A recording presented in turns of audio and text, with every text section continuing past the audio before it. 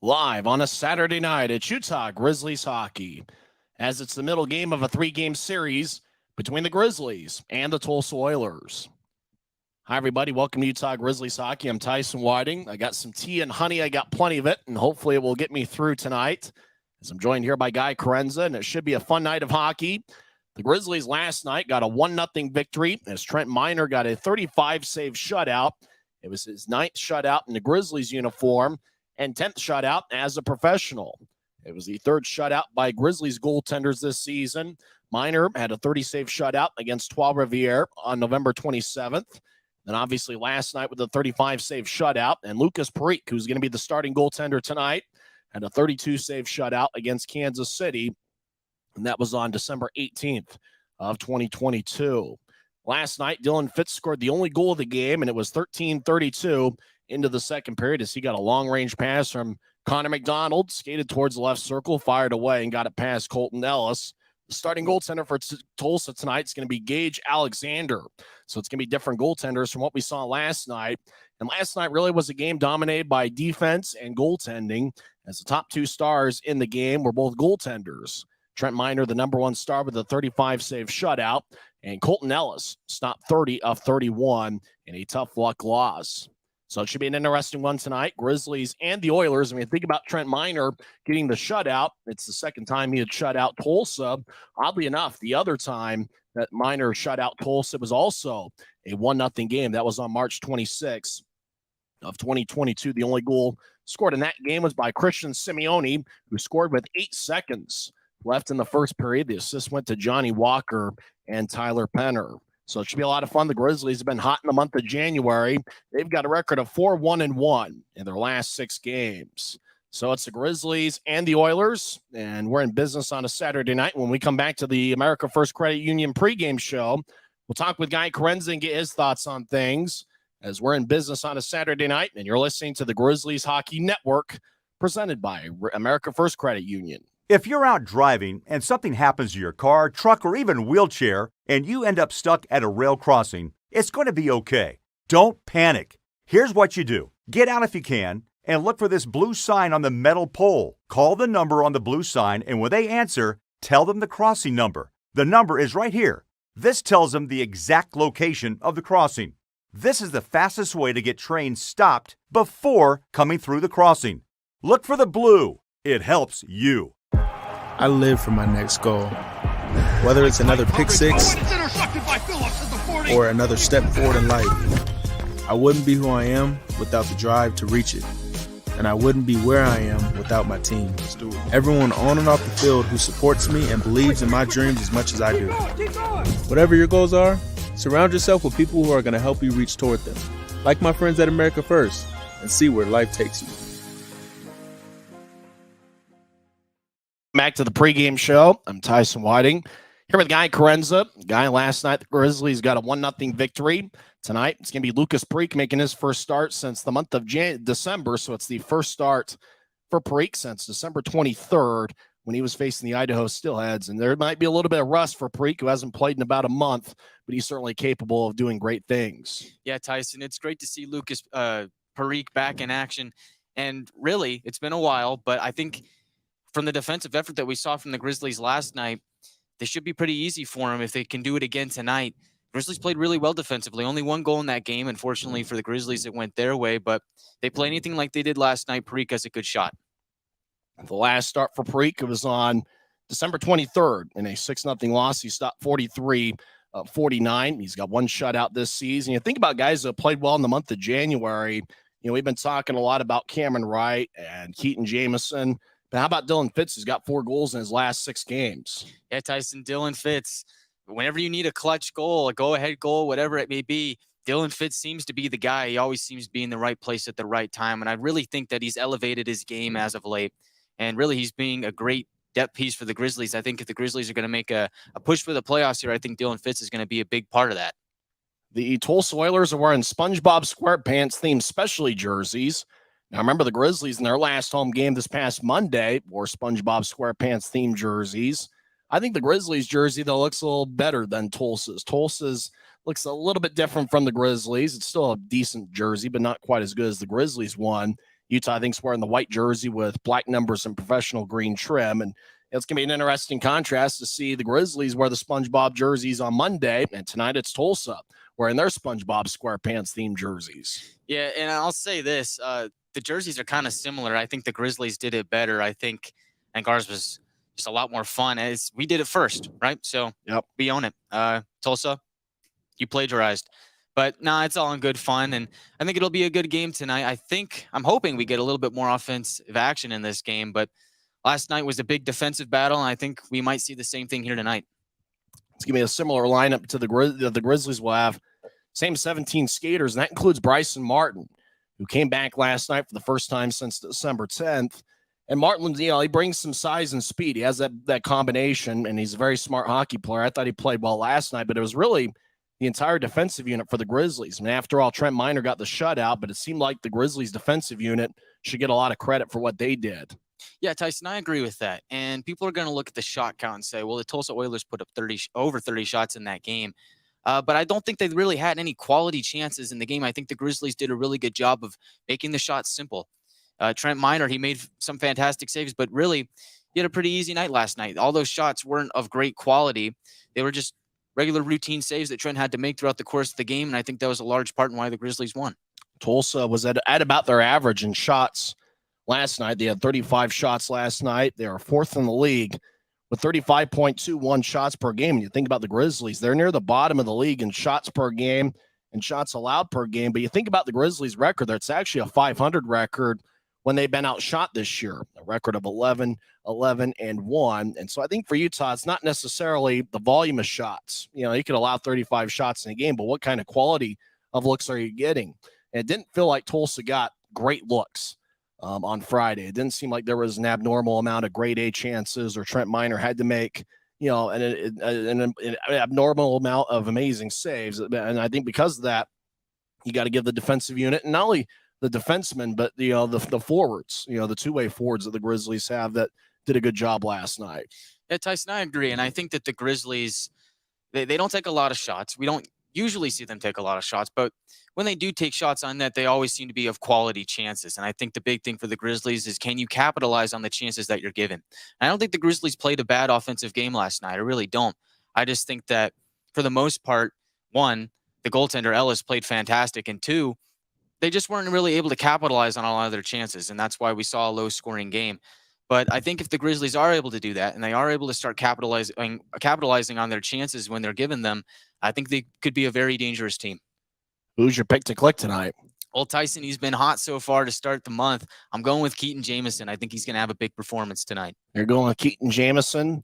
On Twitter, I went with Andrew Nilsson. I'm going to stick with it. I think he's due to have a big game. I actually thought he played well last night. So I think Grizzlies are going to get some power plays. Think about neither team had a power play goal last night. I think Andrew Nilsson's going to do something here on the power play tonight. Yeah, Tyson, I agree. I think if there's any place that Andrew Nilsson is going to rack up some points, it's going to be the power play. We've seen him do it before in the past, and I think if there's anything that could get him jump-started here, that would be it. Another person to watch out for would be Brandon Cutler. I thought he looked really good in his first game back with the Grizzlies last night. I expect some big things from him as well. When we come back, we'll give you the lineups for both teams. It's the America First Credit Union pregame show on the Utah Grizzlies Hockey Network.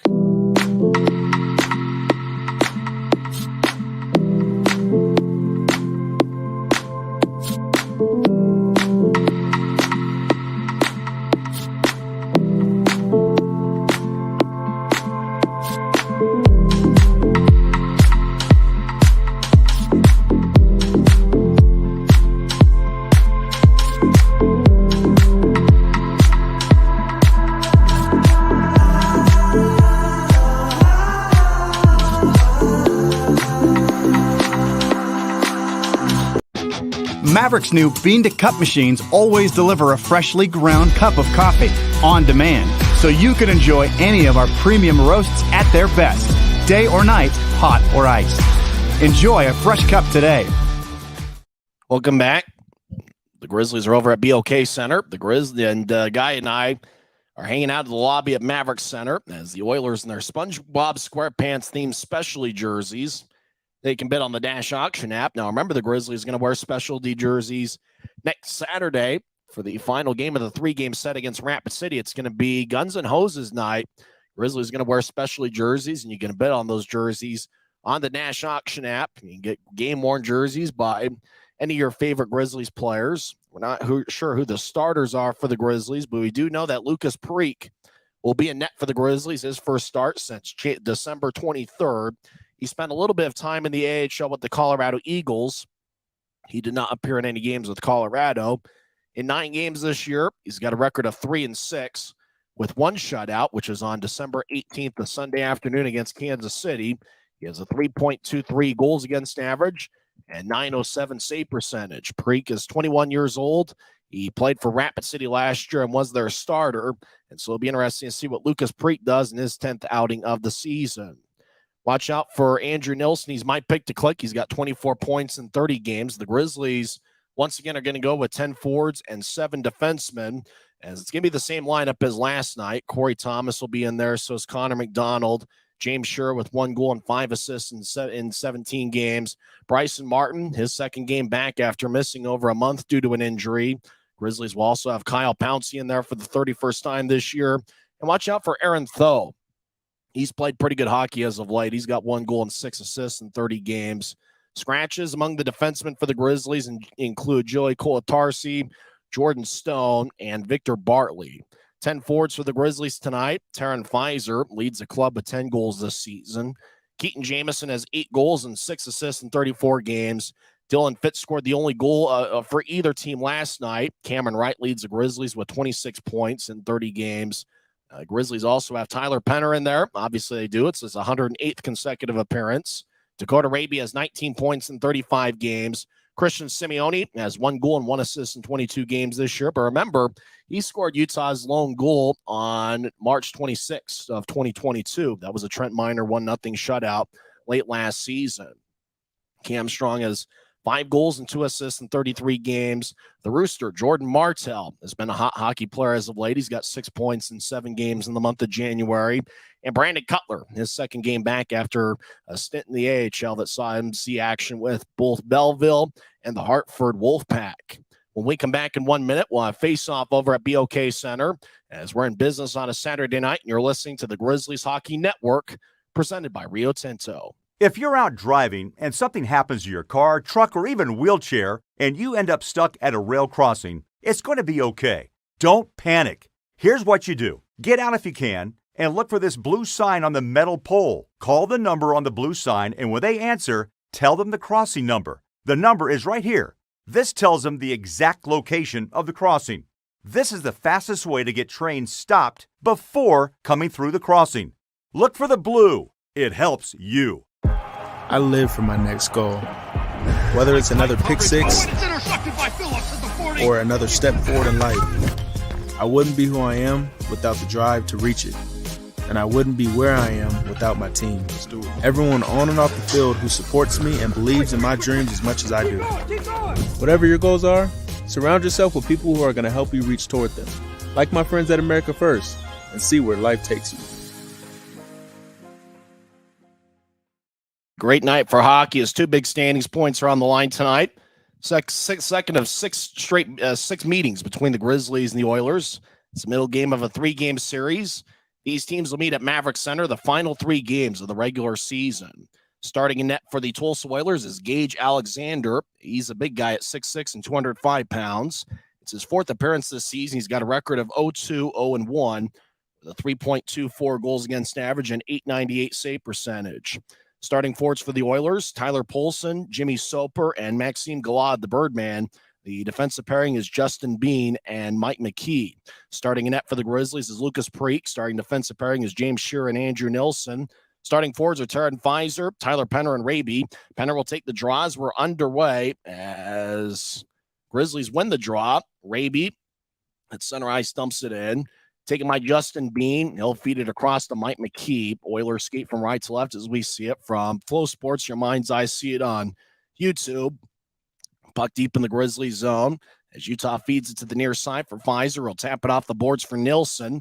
Andrew will glide it across. Tulsa picks it off. Poulsen gets it poked away by Fizer. Soper looking after it, but the Grizzlies have control as Tyler Penner gets Gets it poked away by Soper. Now it goes deep into the Grizzlies zone again. As Utah gathers it, Andrew Nilsson behind Lucas Preek as the Grizzlies in the white jerseys with black numbers and professional green trim. As they make their first line change of the game, puck out to neutral ice. Oilers gather it. They step over the offensive line, and Blake McLaughlin dumps it in, wearing number 91. He's got 2 assists in 6 games.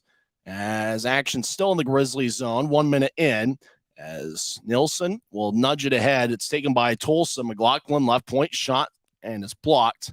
Grizzlies will bounce it off the near boards. Goes to center ice for Cutler, dumps it in. Chasing after it is Hilderman, as Tulsa in the SpongeBob SquarePants themed jerseys. Cameron Wright, right wing. He'll center it. Tulsa picks it off. Matsushima crossed the line. He leads the team in points over to McLaughlin. Puck squirts towards Preek, who glides it towards the near boards. Now Utah feeds it out to center ice, 2-on-2. Cutler skates towards the left circle, drops off for Martin. Shot saved by Alexander. And Tulsa will carry it out towards center ice, skating from right to left. Dante Sheriff stops before he gets to the corner, being shadowed by Aaron Tho. He'll feed it across. Utah picks it off for Cameron Wright. As Utah skates from left to right. Wright gets the puck in neutral ice. It bounces off of his stick. Tulsa gets it back about 2 minutes in. Long-range pass connects. Tulsa will skate in. They'll take a shot, and they score. And that's Alex Gilmore as the blue line to blue line pass went tape to tape, and then Gilmore skated in from the left side, and he fired it past Lucas Preek. And 2 minutes into the game, Tulsa's taking a 1-0 lead. Well, it looked like after the pass connected, Gilmore was behind every Grizzlies defenseman. And so Gilmore skated towards the left circle and went stick side on Lucas Preek. So the first shot on either team 2 minutes in is the Oilers' Alex Gilmore, and he scores his 3rd goal of the season. So it looks like the crowd's still filing in Tulsa. Draws at center ice, and the Oilers win it. Oilers will skate in from the left wing as Tulsa will take a righty shot, and it's blocked. Grizzlies come back the other way. Jordan Martell, the Rooster, right wing, enters the zone, stops along the near boards, feeds it across looking for Thomas. Thomas got held up. Puck goes back to center ice. Martell gets it. Martell to the right side, skates across center ice. Now he gets into Cam Strong. Back towards Fitz, right wing shot, and it goes wide. Puck glides towards the far side. Grizzlies over with Dylan Fitz. Fitz gets it on the right side. Throws up top for Thomas. Now left wing one-timer goes wide. Back to Thomas. He'll feed it to the corner for Strong. Now Tulsa gets it behind their net. They'll throw it to the far side. Oilers out to neutral ice, get the puck. They've crossed center. 2-on-1. Jimmy Soper gets it poked away by Corey Thomas. Now back towards the near boards. Andrew Nilsson spins it around looking for Cam Strong. Tulsa gets there first, feeds the right circle. Shot saved by Preek. Rebound goes out towards the near boards. Left point, Oilers will fire it towards Preek. Now centering pass, shot and a score. And Jimmy Soper's made it a 2-0 game with 16:54 left in the first. 2 shots for Tulsa, 2 goals as Soper gets his 14th goal of the season. And just like that, it's the Oilers 2 and the Grizzlies nothing. And Guy, this is not the start you want to have if you're Lucas Preek and the Grizzlies. No, Tyson, it's not. And you mentioned some rust for Lucas Preek. I think that's what we might be seeing right now. In a 2-0 hole this early in the game, that's not what you want to see if you're the Grizzlies, especially knowing that Tulsa is a team that likes to play with the lead. So the Oilers, who didn't score a single goal last night, get 2 goals on 2 shots in the first 3 minutes and 6 seconds of the contest. Gilmore and Soper have Tulsa's goals. Utah wins the draw and dumps into the offensive zone. Now Soper will move it ahead as Tulsa feeds it into Grizzlies territory. Now they dump it in. As Kyle Pouncey chases after it, he gets the puck behind Utah's net. As Utah skates from left to right, Pouncey ahead to neutral ice. Puck bounced off a Penner's stick and goes back to Tulsa. They feed it out to neutral territory as the Oilers dump it into the offensive zone. As Pouncey trying to chase after it, Tulsa around the net. Oilers to the left side, feeding out towards Gilmore. Shot goes wide. 16 left in the first. Oilers still in the offensive zone. Cross ice to Carl Boudreas, left wing, as he'll dump it off the end wall. Shear will feed it across to Raby. He's on the right side. Raby to the corner, lifts it in the air, didn't get very far. Pouncey knocks down an Oiler. As it goes back to the right point. Tulsa continues to battle McLaughlin along the boards with Raby. As 2 Grizzlies and 2 Oilers over there. As the Oilers feed it back to the far corner of their offensive zone. Kyle Pouncey gets it. and tried to carry it out of the zone, and he gets it poked away. Now goes back to the right point as the Grizzlies will dump it deeper in their own zone. Now they spread the ice as both teams will change up skaters. 4.5 minutes into the game, Tulsa leads 2-0. Grizz get it out to center ice. Now they'll skate in. Brandon Cutler trying to feed it across to Jamison. Glanced off the skate as Tulsa crosses center ice and dumps it in. Taking it's Aaron Tho, who skates around Utah's net. You lose the puck. Now to the slot. Shot goes wide. Dante Stariff in the near corner. He gets hit by Martin as Stariff throws it along the near wall. Now to the left circle. Utah picks it off.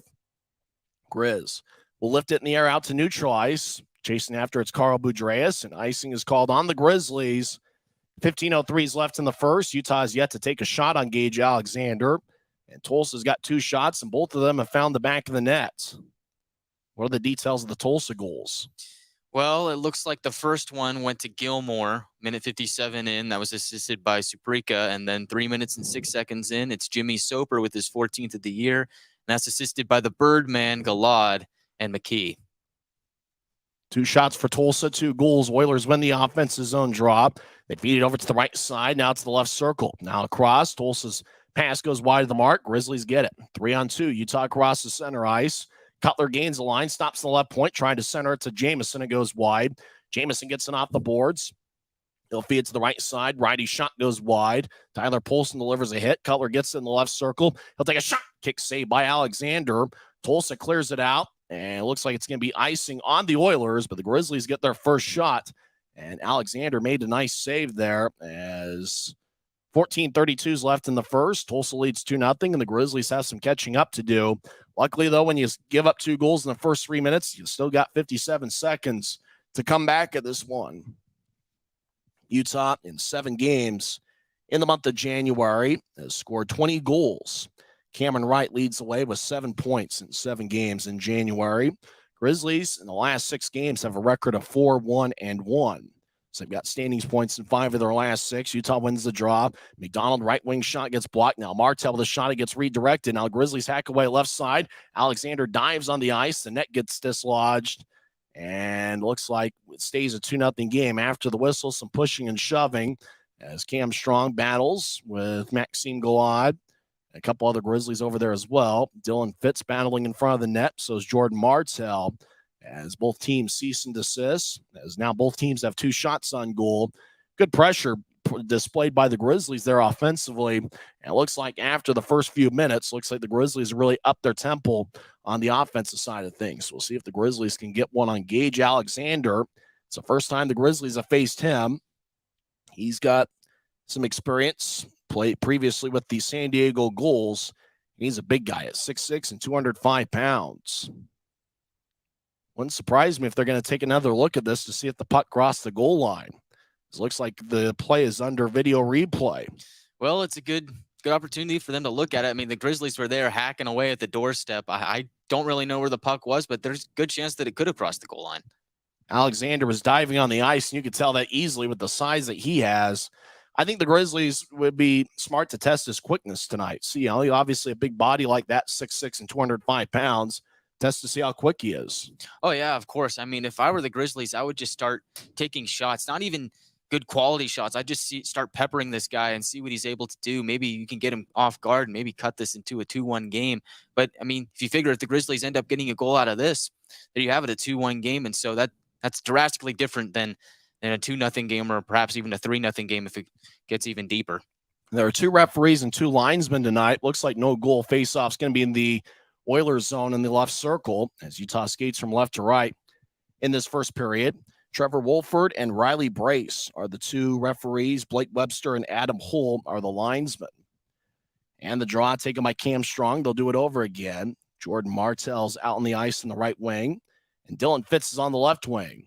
Up top, we got Andrew Nilsson and James Shearer. Oilers lead 2-0, 14:23 left in the first. And the draw taken by Utah and won by the Grizzlies. Left wing Grizzlies skate towards the slot. Tulsa pokes it away as he goes back to center ice. As Martell delivers a hit. As Oilers carry it into the offensive zone, they tried to feed it towards Jackson Leaf in the left circle, and Utah picks it off. Grizzlies sky the puck into the Oilers zone. Tulsa feeds it back to center ice. Now into the Grizzlies zone. Trent Miner will outlet it out to James Shearer. Shearer now behind Utah's net. Will skate towards the near side. Now Shearer back towards the far side. Now feed it ahead as Martell over to Strong. Grizzlies still in their own zone. Strong across to Shearer's on the near side. Shearer back towards his goal line. Feeds it across to Nilsson. Back to Shearer off the boards. He'll throw it out to neutral ice and goes past Taryn Pfizer. Oilers get it back at center ice in the SpongeBob jerseys. They'll feed it to the near side. Now Carl Boudreas skates towards the left circle. Centering pass shot. Saved by Parikh. Now back towards Galati. Couldn't handle it in the left circle. Dylan Fitz carries it out to center ice. He gets it poked away. Jimmy Soper's already got a goal tonight. Nilsson takes it away from him.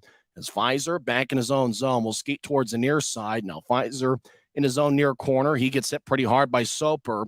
Nilsson behind Utah's net as the Grizzlies very patient with their approach here. About 7 minutes into the game as Oilers lead 2-0 on goals from Alex Gilmore and Jimmy Soper. Pass ahead to Dakota Raby. No gain center ice. Loses it as the Oilers come back the other way. Tulsa skates towards the middle. Good poke check by Aaron Tho. As the puck moves ahead towards Bryson Martin. Now ahead towards center ice. It goes back to Utah. They cross center ice. Strong drives it around the boards. It gets cut off towards the near circle as McLaughlin will pitch it ahead. Now everybody stops skating. 12:38 left in the first. Both teams with 2 shots. Tulsa's 2 shots found the back of the net. Although I do think an Oilers going to the penalty box from the video feed that we've seen. Utah might be on a power play when we come back in 1 minute.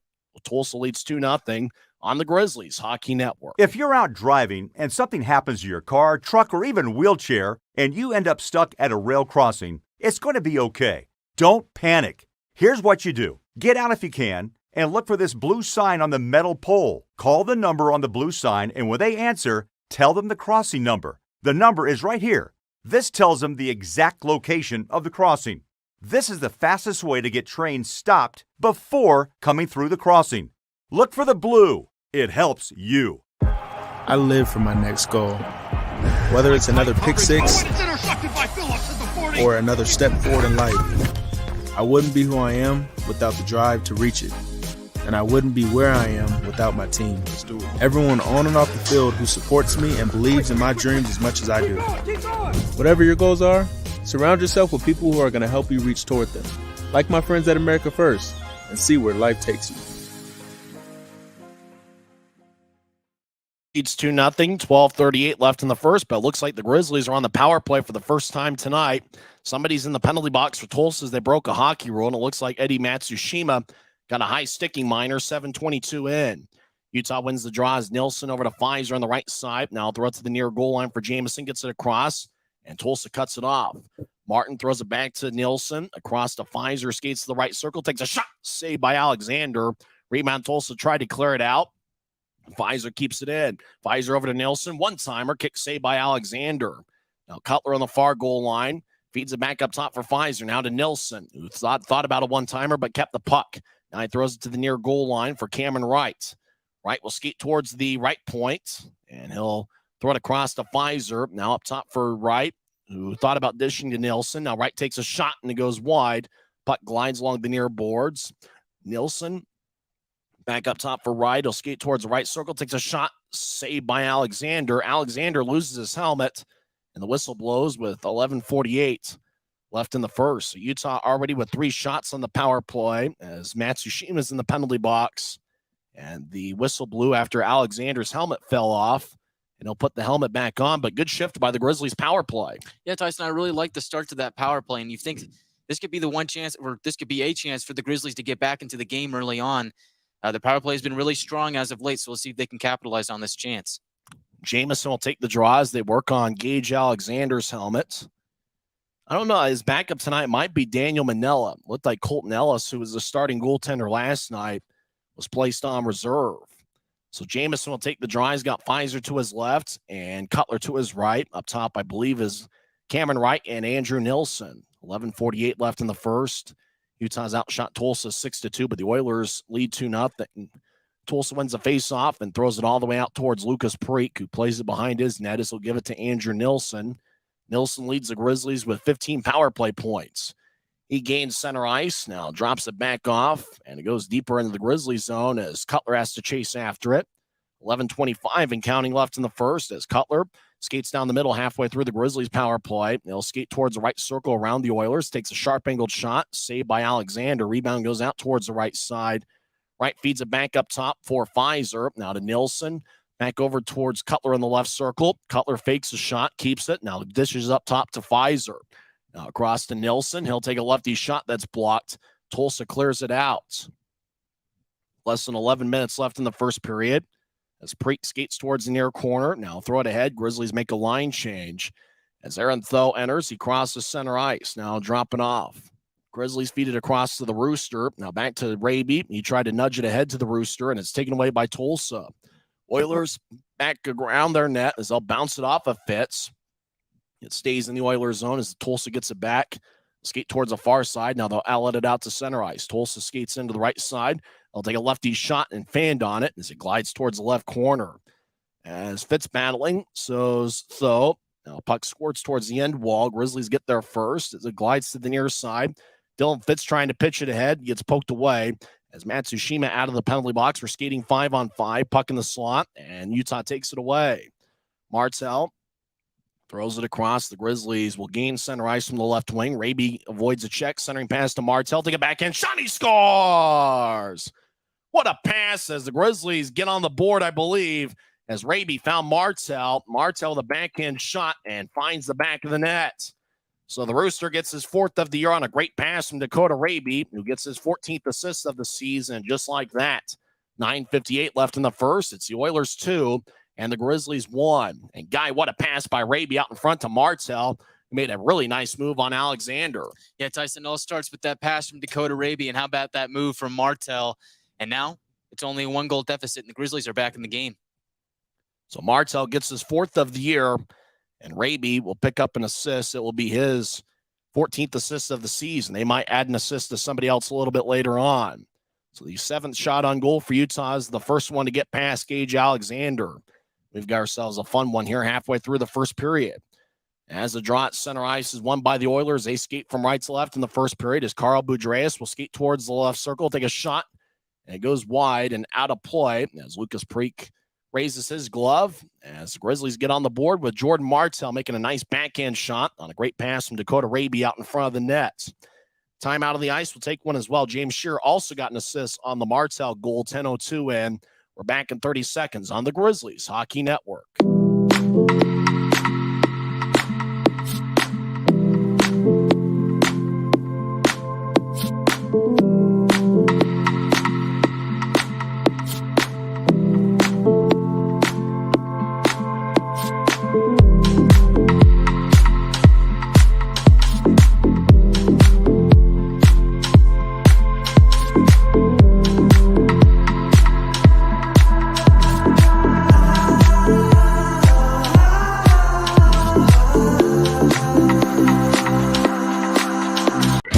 With the Nitro card at Maverick, you always save 10 cents or more on fuel every gallon, every day. And you could save a whole lot more thanks to Nitro Best Price.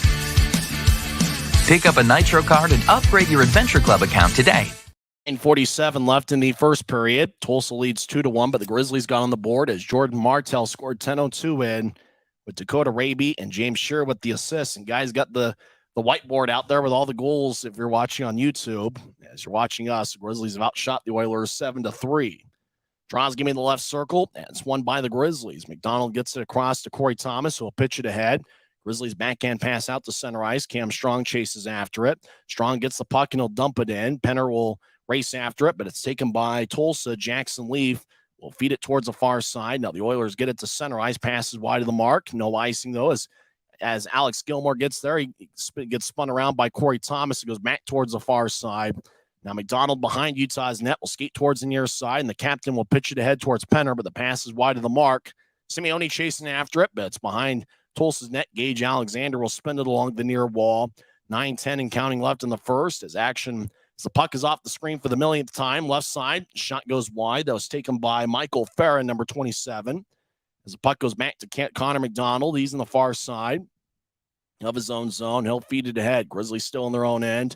As they'll throw a rink-wide pass. It kicks off the skate of Logan Nyhoff, and the puck goes back into the Grizzlies zone, but it looks like Tulsa's offside with 8:49 left in the first.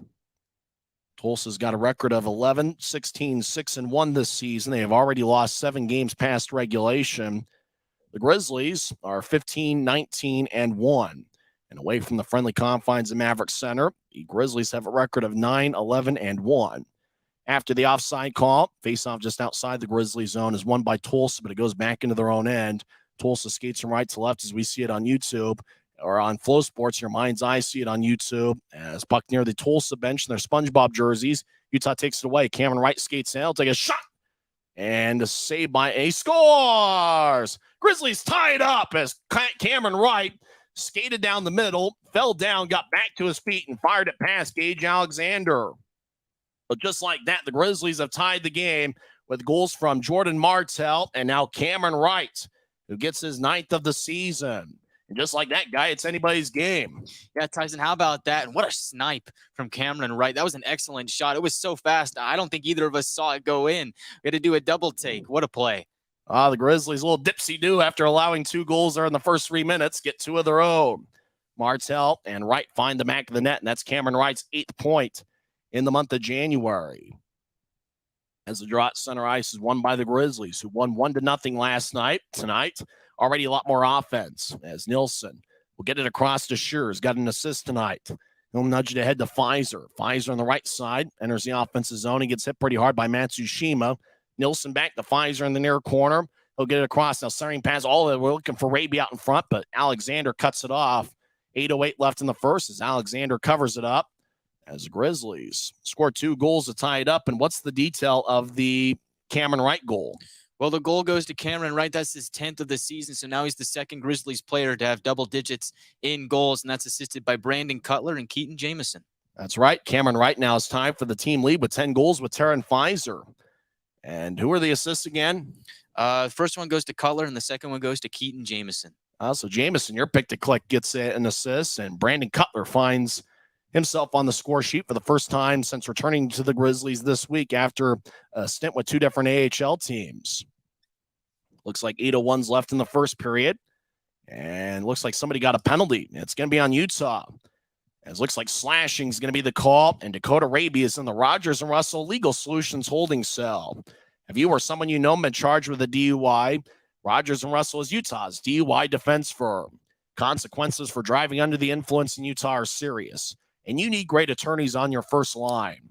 Look for a letter in the mail from Rogers and Russell inviting you to schedule a free consultation.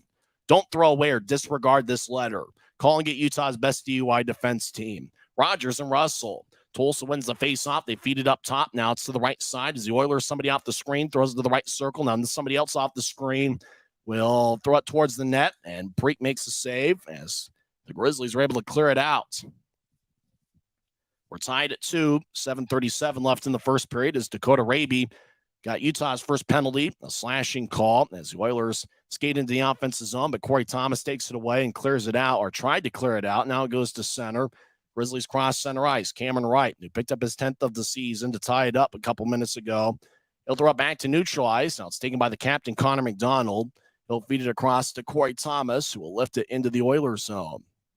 On to Alexander, who had to make a save. As Tulsa around the net, gets to neutral ice, left wing. Galad gains the line, stops in the left point, throws it to the corner for Soper. Soper battling with Tho. Tho gets the puck and spins it towards the right side. Now Tulsa gets it back to Soper, skates towards the right corner himself. Now he feeds it to the right point. Oilers get it to the right circle. Now they feed it to the far goal line as Matsushima nudges it up top to the right side, and somebody off the screen will get it across to Galad. Now to the left corner as the Oilers. Dante Sheriff skates towards his right. He'll take a righty shot, and it goes wide and hits off the glass and goes out of play. 6:34 left in the first. Good penalty kill work by the Grizzlies. You think about in the last 8 games, the Grizzlies' penalty kill has been unbelievable. They're 29 for 31 on the penalty kill over the last 8 games coming into play tonight. Soper will take the draw against Keaton Jamison. Utah's outshot Tulsa 9-4, and both teams have 2 goals. As Tulsa scored 2 goals in the first 3 minutes and 4 seconds, Alex Gilmore and Jimmy Soper found the back of the net. Utah got goals from Jordan Martell and Cameron Wright to tie it up. Tulsa wins the draw. They throw it to the high slot. Now right circle, shot goes wide. Taken back by Carl Boudreas. He'll feed it up top. Now back to Boudreas, who will switch places with Justin Bean. Boudreas fires towards the net and gets blocked. Corey Thomas will clear it out as it goes into the Oilers zone. Raby's about to head out of the penalty box. We're not sure the time of the penalty is not on the score bug. As Raby's standing up in the penalty box, Tulsa gains the line. Boudreas in the left circle, being shadowed by McDonald. He'll ricochet it off the wall towards Michael Farron. Farron gets it poked away by McDonald, but Farron gets it back. He skates around Utah's net. As Grizzlies back to 5-on-5 skating now. Right wing shot, saved by Parikh. Lucas holds on, 5:49 left in the first. As we're tied at 2, we're back in 1 minute on the Grizzlies Hockey Network, presented by Mountain Land Supply Company. If you're out driving and something happens to your car, truck, or even wheelchair, and you end up stuck at a rail crossing, it's going to be okay. Don't panic. Here's what you do. Get out if you can, and look for this blue sign on the metal pole. Call the number on the blue sign, and when they answer, tell them the crossing number. The number is right here. This tells them the exact location of the crossing. This is the fastest way to get trains stopped before coming through the crossing. Look for the blue. It helps you. I live for my next goal. Whether it's another pick six or another step forward in life, I wouldn't be who I am without the drive to reach it. And I wouldn't be where I am without my team. Everyone on and off the field who supports me and believes in my dreams as much as I do. Whatever your goals are, surround yourself with people who are going to help you reach toward them. Like my friends at America First, and see where life takes you. 5:49 is left in the first period. We're tied at 2. The Grizzlies have outshot the Oilers 9-5. Eddie Matsushima got a high sticking minor, 7:22 in. Dakota Raby a slashing minor, 11:59 in. Both teams are 0 for 1 on the power play. Utah wins the draw on their own zone. They get it out to center ice. Simeone will backhand it towards the Tulsa blue line. Oilers pick it off. They get over to Alex Gilmore. He'll take a lefty shot that goes wide. Grizzlies start the attack, skating 3-on-3 out towards center ice. Utah gets it poked away. Oilers skate over the line. A big-time hit delivered by James Shearer. As Grizzlies cross center ice. Simeone gains the line, drops off for Martel. The Rooster gets it back to Simeone in the right corner. He'll feed it up top to Nilsson. Right wing shot goes wide as Utah tried to redirect it. Now it goes back towards Martel. He'll skate towards his right. He'll take a righty shot. Saved by Alexander.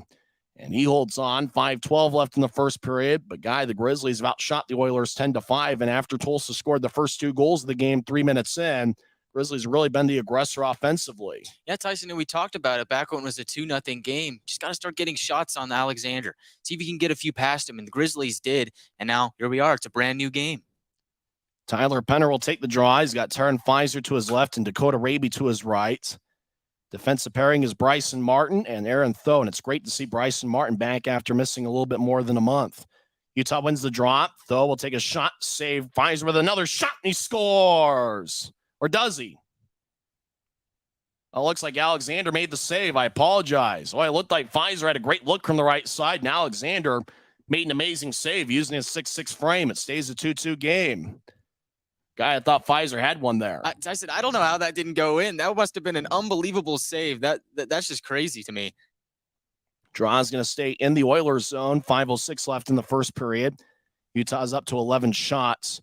As the Oilers win the faceoff, they skate towards the far corner. They're still in their own zone. Utah takes it away. They feed it across the crease and goes back to Tulsa on the near side.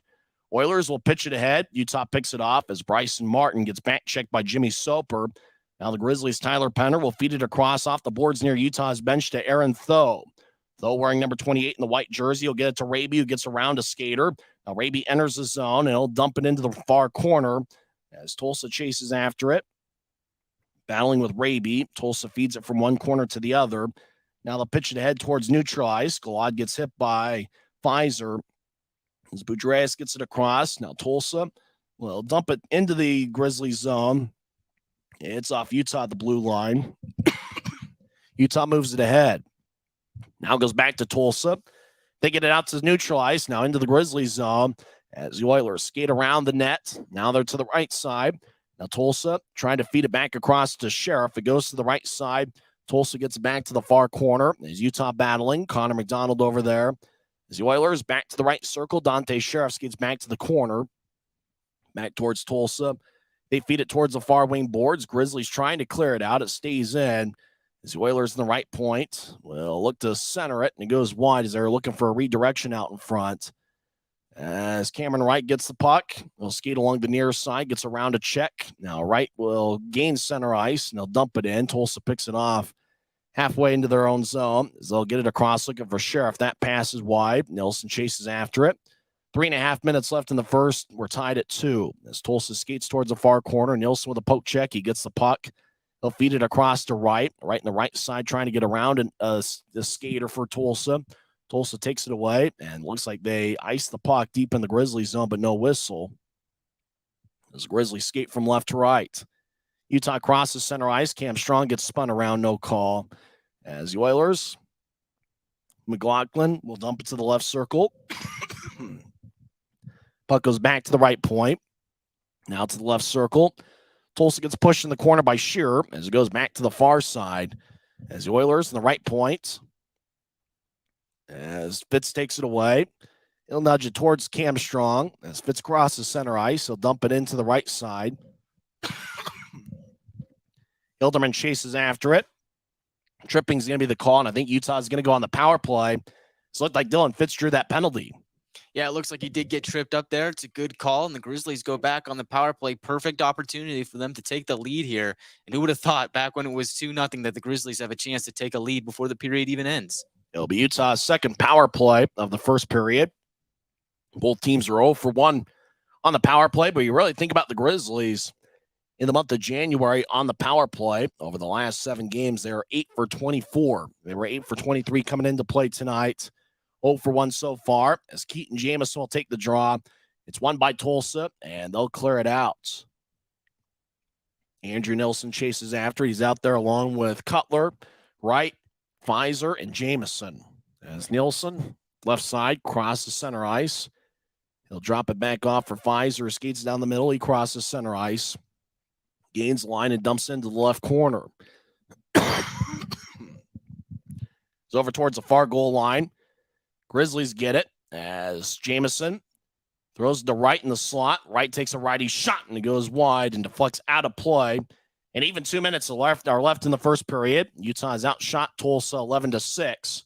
Grizzlies will have an offensive zone draw. And Guy, even though they didn't score a goal in their last power play, the Grizzlies did move the puck around pretty well. Yeah, Tyson, I really liked what the Grizzlies were cooking up on that first power play. A lot of great puck movement. Saw some good shots. I think there's a lot to build upon with that, and I think that the power play could be a key in the Grizzlies taking the lead here.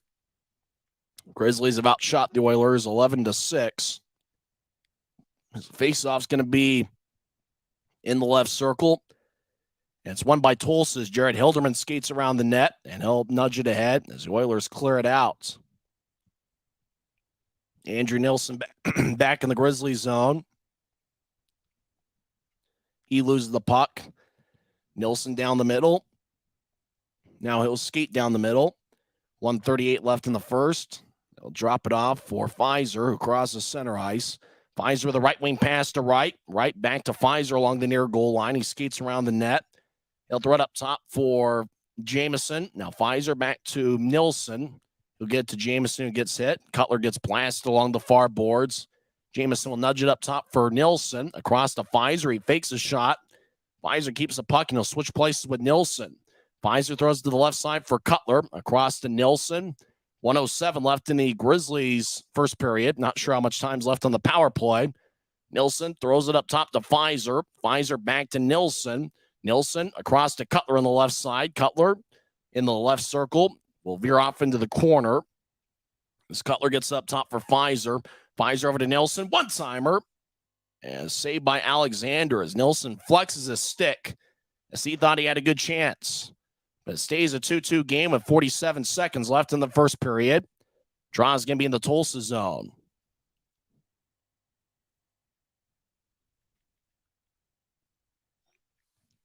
Grizzlies really moved the puck around pretty well, but it's still a 2-2 game. As really both teams scored 2 goals. We'll get to all the scoring during the first intermission. Tulsa scored 2 goals in a pretty short amount of time, and the Grizzlies got their 2 goals in a pretty short amount of time as Tulsa wins the faceoff and clears it out as Utah made a line change. As James Shearer skates across center ice. Now drop it back off for Martell. Martell's already got a goal tonight. Skates towards the right circle. Martell looks to center it to Raby. Tulsa picks it off. As the Oilers cross center ice, and they gained the offensive line. Jackson Leaf in the right point. 20 seconds left. Gets over to Soper. Now behind the net, McLaughlin gets held up by Bryson Martin. Now Tho will skate over there as well. Shearer continues to hold him up, as I thought it was Martin, but it's actually Shearer. Now goes back to Utah. Less than 10 seconds left in the period. As Fitz gets it taken away and the puck get neutralized. Tulsa will lift it high into the air, and that will do it for 20 minutes over at BOK Center, as the Oilers scored 2 goals in the first 3 minutes and 2 seconds of the first period. And then the Grizzlies responded with goals from Jordan Martell and Cameron Wright. When we come back, Guy Chiarenza will recap the first period for us. We'll also go over some scores from around the world of sports. We'll also talk some hockey as well.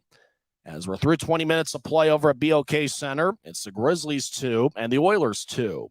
We're back in 2 minutes on the Grizzlies Hockey Network. When you pay with the Nitro card at Maverick, you always save 10 cents or more on fuel every gallon, every day. And you could save a whole lot more thanks to Nitro Best Price. Pick up a Nitro card and upgrade your Adventure Club account today.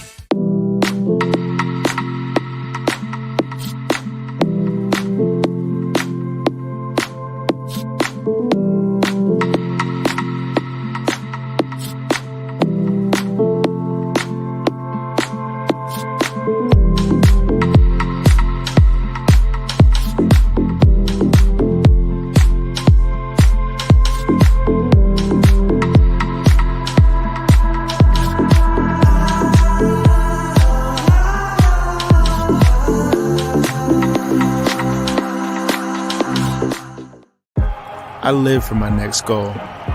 Whether it's another pick six or another step forward in life, I wouldn't be who I am without the drive to reach it. And I wouldn't be where I am without my team. Everyone on and off the field who supports me and believes in my dreams as much as I do. Whatever your goals are, surround yourself with people who are going to help you reach toward them. Like my friends at America First, and see where life takes you. Maverick's new bean-to-cup machines always deliver a freshly ground cup of coffee on demand, so you can enjoy any of our premium roasts at their best, day or night, hot or iced. Enjoy a fresh cup today. If you're out driving and something happens to your car, truck, or even wheelchair, and you end up stuck at a rail crossing, it's going to be okay. Don't panic. Here's what you do. Get out if you can, and look for this blue sign on the metal pole. Call the number on the blue sign, and when they answer, tell them the crossing number. The number is right here. This tells them the exact location of the crossing. This is the fastest way to get trains stopped before coming through the crossing. Look for the blue. It helps you. First intermission brought to you by Siegfried & Jensen, the law firm for accident victims. I'm Tyson Whiting here with Guy Chiarenza. Guy, it was a busy first period. What happened in the first 20 minutes of play? Tyson, it was a busy first period, much busier than what we saw last night. And it didn't take long for the scoring to get started because just a minute 57 in, it was Alex Gilmore for Tulsa, and that was assisted by Suprika. And Tulsa took a 1-0 lead on the first shot of the game. And then not long after that, 3 minutes and 6 seconds into the game, the Grizzlies found themselves in a 2-0 hole as Jimmy Soper pots his 14th of the year, assisted by Galad and McKee. It's a 2-0 game for Tulsa. And the Grizzlies had a power play opportunity, weren't able to capitalize. And then later on, the Grizzlies stormed back with 10:02 left in the first period. Jordan Martell off an amazing move and a great pass by Dakota Raby. He gets his 4th of the year and makes it a 2-1 game. That was also assisted by James Shearer. And then 11 minutes and 30 seconds into the period. So again, not too long after the first goal was scored, it was Cameron Wright on an absolute snipe, getting his 10th goal of the year. And now he joins Taryn Pfizer as the only 2 Grizzlies skaters to have double digits in goals this year. That was assisted by Brandon Cutler and Keaton Jameson, and that made it a 2-2 game. Shots are 11-6 in favor of the Grizzlies, which is interesting considering the Grizzlies were outshot in the first portion of the period and later stormed back. Grizzlies didn't have their first shot until about 5 minutes and 30 seconds into the period, but they lead in shots here. Tulsa had an opportunity on the power play. They went 0 for 1, and the Grizzlies are 0 for 2. And the Superstars over at BOK Center. It looks like we got a Serena Williams looking thing. We got Wayne Gretzky and LeBronco James are dancing at center ice. The Superstars, they're inflatable giant sports stars, it looks like. Serena Williams, a playoff of Serena Williams. We got to get the Superstars out here to Mavericks Center. They look like they're a lot of fun. We definitely need to get the Superstars out here. And it's interesting because last night we saw that Tulsa was going to do the SpongeBob SquarePants jerseys, which the Grizzlies did first, by the way, and we did it better. But we also saw that they were having the Superstars. And I was like, who are the Superstars? I've never seen these people before. They're just large inflatable animals, mascots, if you will. And they've got play on names of just famous sports characters. I mean, they had Squidney Crosby. I mean, Whale Gretzky. I mean, it's absurd. It's one of the craziest things I've ever seen. And I love it. I think we got to get him out to Maverick Center. Whale Gretzky is in the penalty box now. He's headbutting the glass there in the penalty box. Looks like it's a lot of fun over there at BOK Center. As you think about the 2 goals that Tulsa scored and then the 2 goals Utah scored, not a whole lot of time separating the 2 goals, just 1:09 between Tulsa's first and second goal. After the Grizzlies, only 1 minute, 28 seconds after Martell made it a 1-0 game, was Cameron Wright that tied it up. I think about the shot count. Utah had 11 shots in the first period. Tulsa had 6. 2 shots in the first period for Taryn Fizer, Cameron Wright, and Jordan Martell, as well as Brandon Cutler, who also had 2 shots in the first period, 1 shot each for Dylan Fitz, Corey Thomas, and Andrew Nelson. Only 6 shots for Tulsa in the first period, 2 by Jimmy Soper, one of his found the back of the net. Alex Gilmore scored a goal on his only shot, and then Carl Boudreas, Justin Beam, and Jared Hilderman also had a shot for Tulsa. So it's interesting. Last night we saw a 1-0 game, and Trent Miner was outstanding in net, and tonight, we see a little bit more scoring. Yeah, it just goes to show that on any given night, you can see a totally different game from what you saw the last night. I mean, last night we saw the Grizzlies win 1-0 in a tight defensive battle, and here we are 2-2 and what could turn out to be an offensive shootout. So it just goes to show that any night, it could be a different result. And you can see the Superstars at center ice dancing on Flow Sports. You got LeBronco James and Serena Williams and Will Gretzky, who was never that big when he was playing.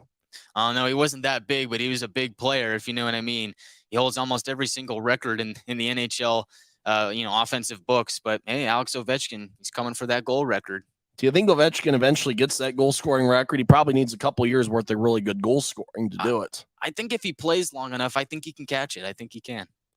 When we come back to the Grizzlies intermission report presented by Siegfried and Jensen, we'll go over some scores from around the world of sports, and Guy and I will also talk some hockey and talk about the upcoming homestand for the Grizzlies, which would be 6 games, 3 against Rapid City, followed up by 3 against the Allen Americans. It's the Siegfried and Jensen intermission report on the Grizzlies Hockey Network.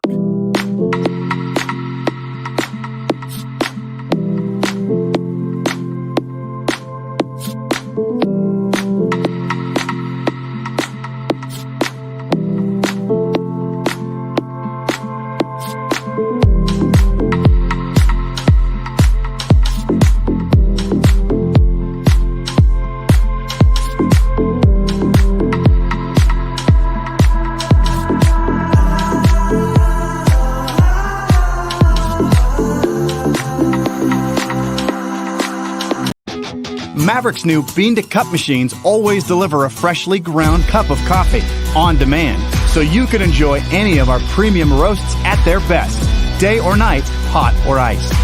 Enjoy a fresh cup today. When you pay with the Nitro card at Maverick, you always save 10 cents or more on fuel every gallon, every day. And you could save a whole lot more thanks to Nitro Best Price. Pick up a Nitro card and upgrade your Adventure Club account today. First intermission presented by Siegfried and Jensen, the law firm for accident victims. Other games in the league, a couple of them have gone final. Reading defeated Jeff Carr's Norfolk Admirals 5-1. South Carolina over Atlanta 4-2. Now games in progress. 18 minutes left in the third period. Adirondack leads Newfoundland 3-0. Second intermission, Florida leads Savannah 5-0. Just starting out the third period, Wheeling and Kalamazoo are tied at 1. Second intermission, Greenville leads Orlando 4-2. The former Grizzly Miles Gendron, is he playing for Greenville tonight? That doesn't look like he is, as Miles Gendron Signed with Greenville last week. Greenville leads 4-2 that game in the second intermission. Just starting out the third period, Maine leads Worcester 2-0. Early second period, Indy and Fort Wayne are tied at 1. First intermission, Toledo leads Iowa 3-0. Also after one period, Wichita leads Kansas City 1-0. And starting out in about 15 minutes from now, the Idaho Steelheads are at the Rapid City Rush. Idaho got a big victory last night against Rapid City, as the final score of that game was 7-1. So we'll see if a Rapid City bounces back in their own barn against the Idaho Steelheads. You know, think about the Grizzlies facing Idaho 15 times earlier this season. The Grizzlies will only see them 3 more times the rest of the regular year. But Rapid City is a team in the second half of the season the Grizzlies are going to get very familiar with. The Rush have a record of 19, 18, and 1. And that's going to be a big 3-game series coming up at Maverick Center. You think about the next Grizzlies home game, it's going to be a Bud Light College night with discounted student tickets. That's going to be on January 25th, which is this upcoming Wednesday. And then 2 days later, it's going to be an AFCU Friday on January 27th, where tickets start at just $8 when you pay using your AFCU debit or credit card at the Maverick Center box office. And one of my favorite games every year is the annual Guns N' Hoses night. 2 charity games starting at 1 o'clock. There's also going to be a charity game at 2:30, leading up to the Grizzlies game at 7 o'clock. Now, remember, if you do have a Grizzlies ticket for that night, it is good to get you in for the 2 charity games and vice versa. You know, you get a ticket to the charity games, and guess what? You got a ticket for the Grizzlies game at night. And, Guy, I think that's one of my favorite games all year. The place should be packed, and hopefully we'll have a good atmosphere for the last game of the series against Rapid City. Oh, Tyson, no doubt about it. I mean, if you're going to pick any game of the year to go to, in fact, if you can only go to one game, that would be the game that I would pick, is Guns N' Hoses. The atmosphere is electric, great crowd, and of course you got the charity games before. It's just awesome. And don't forget the specialty jerseys, which you will be able to bid on the Dash Auction app. So a lot of great stuff coming up. It's going to be a lot of fun to see the Grizzlies and the Rush. And remember, Grizzlies will face Rapid City 3 times next week, and then the Allen Americans will be at Maverick Center for the first time this year. That's going to be a big 3-game series, February 1st, 3rd, and 4th. Wednesday, February 1st is a Bud Light College night. Friday, February 3rd is going to be Heart Health night, and it's also an AFCU Friday. And Saturday, February 4th is Black History night. Face off all 6 games of the Grizzlies' upcoming homestand will start at 7:10. A 3-game series against Rapid City next week, and then 3 games Wednesday, Friday, and Saturday, February 1st, 3rd, and 4th against Chad Costello's Allen Americans. And so for the Grizzlies, you think about playing good hockey in the month of January. Now, and all of a sudden, you think about the second half of the season, Grizzlies are going to be home a lot and protecting home ice. And we'll see if the Grizzlies can find a way to have a successful homestand. But it really comes down to, you think about winning Friday, you know, it's anybody's game right now after one period, tied at 2. If the Grizzlies can find a way to win at least 2 out of 3 games against Tulsa in this series, come back to Maverick Center, I think it's just, you know, after a bit of a rough December in the win-loss column, you know, the Grizzlies can be right back on track. Yeah, Tyson, I think that'd be huge. And you mentioned a lot of games coming up at Maverick Center. I think this team has been on the road a lot, and I think coming back home it's going to be good for them.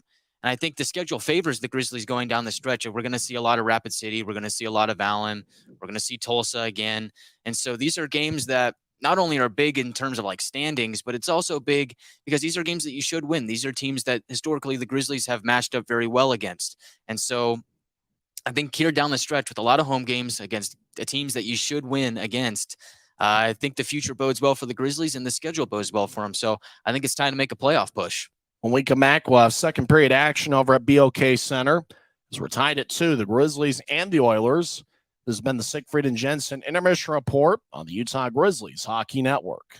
When you pay with the Nitro card at Maverick, you always save 10 cents or more on fuel every gallon, every day. And you could save a whole lot more thanks to Nitro Best Price. Pick up a Nitro card and upgrade your Adventure Club account today.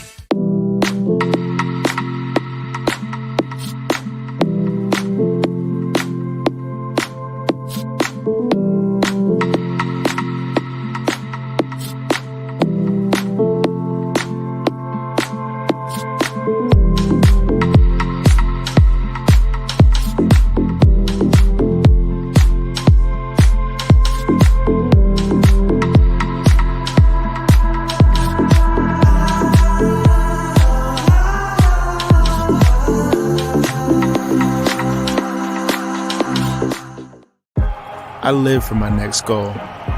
Whether it's another pick six or another step forward in life, I wouldn't be who I am without the drive to reach it. And I wouldn't be where I am without my team. Everyone on and off the field who supports me and believes in my dreams as much as I do. Whatever your goals are, surround yourself with people who are going to help you reach toward them. Like my friends at America First, and see where life takes you. Maverick's new bean-to-cup machines always deliver a freshly ground cup of coffee on demand, so you can enjoy any of our premium roasts at their best, day or night, hot or iced. Enjoy a fresh cup today. If you're out driving and something happens to your car, truck, or even wheelchair, and you end up stuck at a rail crossing, it's going to be okay. Don't panic. Here's what you do. Get out if you can, and look for this blue sign on the metal pole. Call the number on the blue sign, and when they answer, tell them the crossing number. The number is right here. This tells them the exact location of the crossing. This is the fastest way to get trains stopped before coming through the crossing. Look for the blue. It helps you. Welcome back to Grizzlies hockey. Guy and I are sitting in the BOK Center lobby.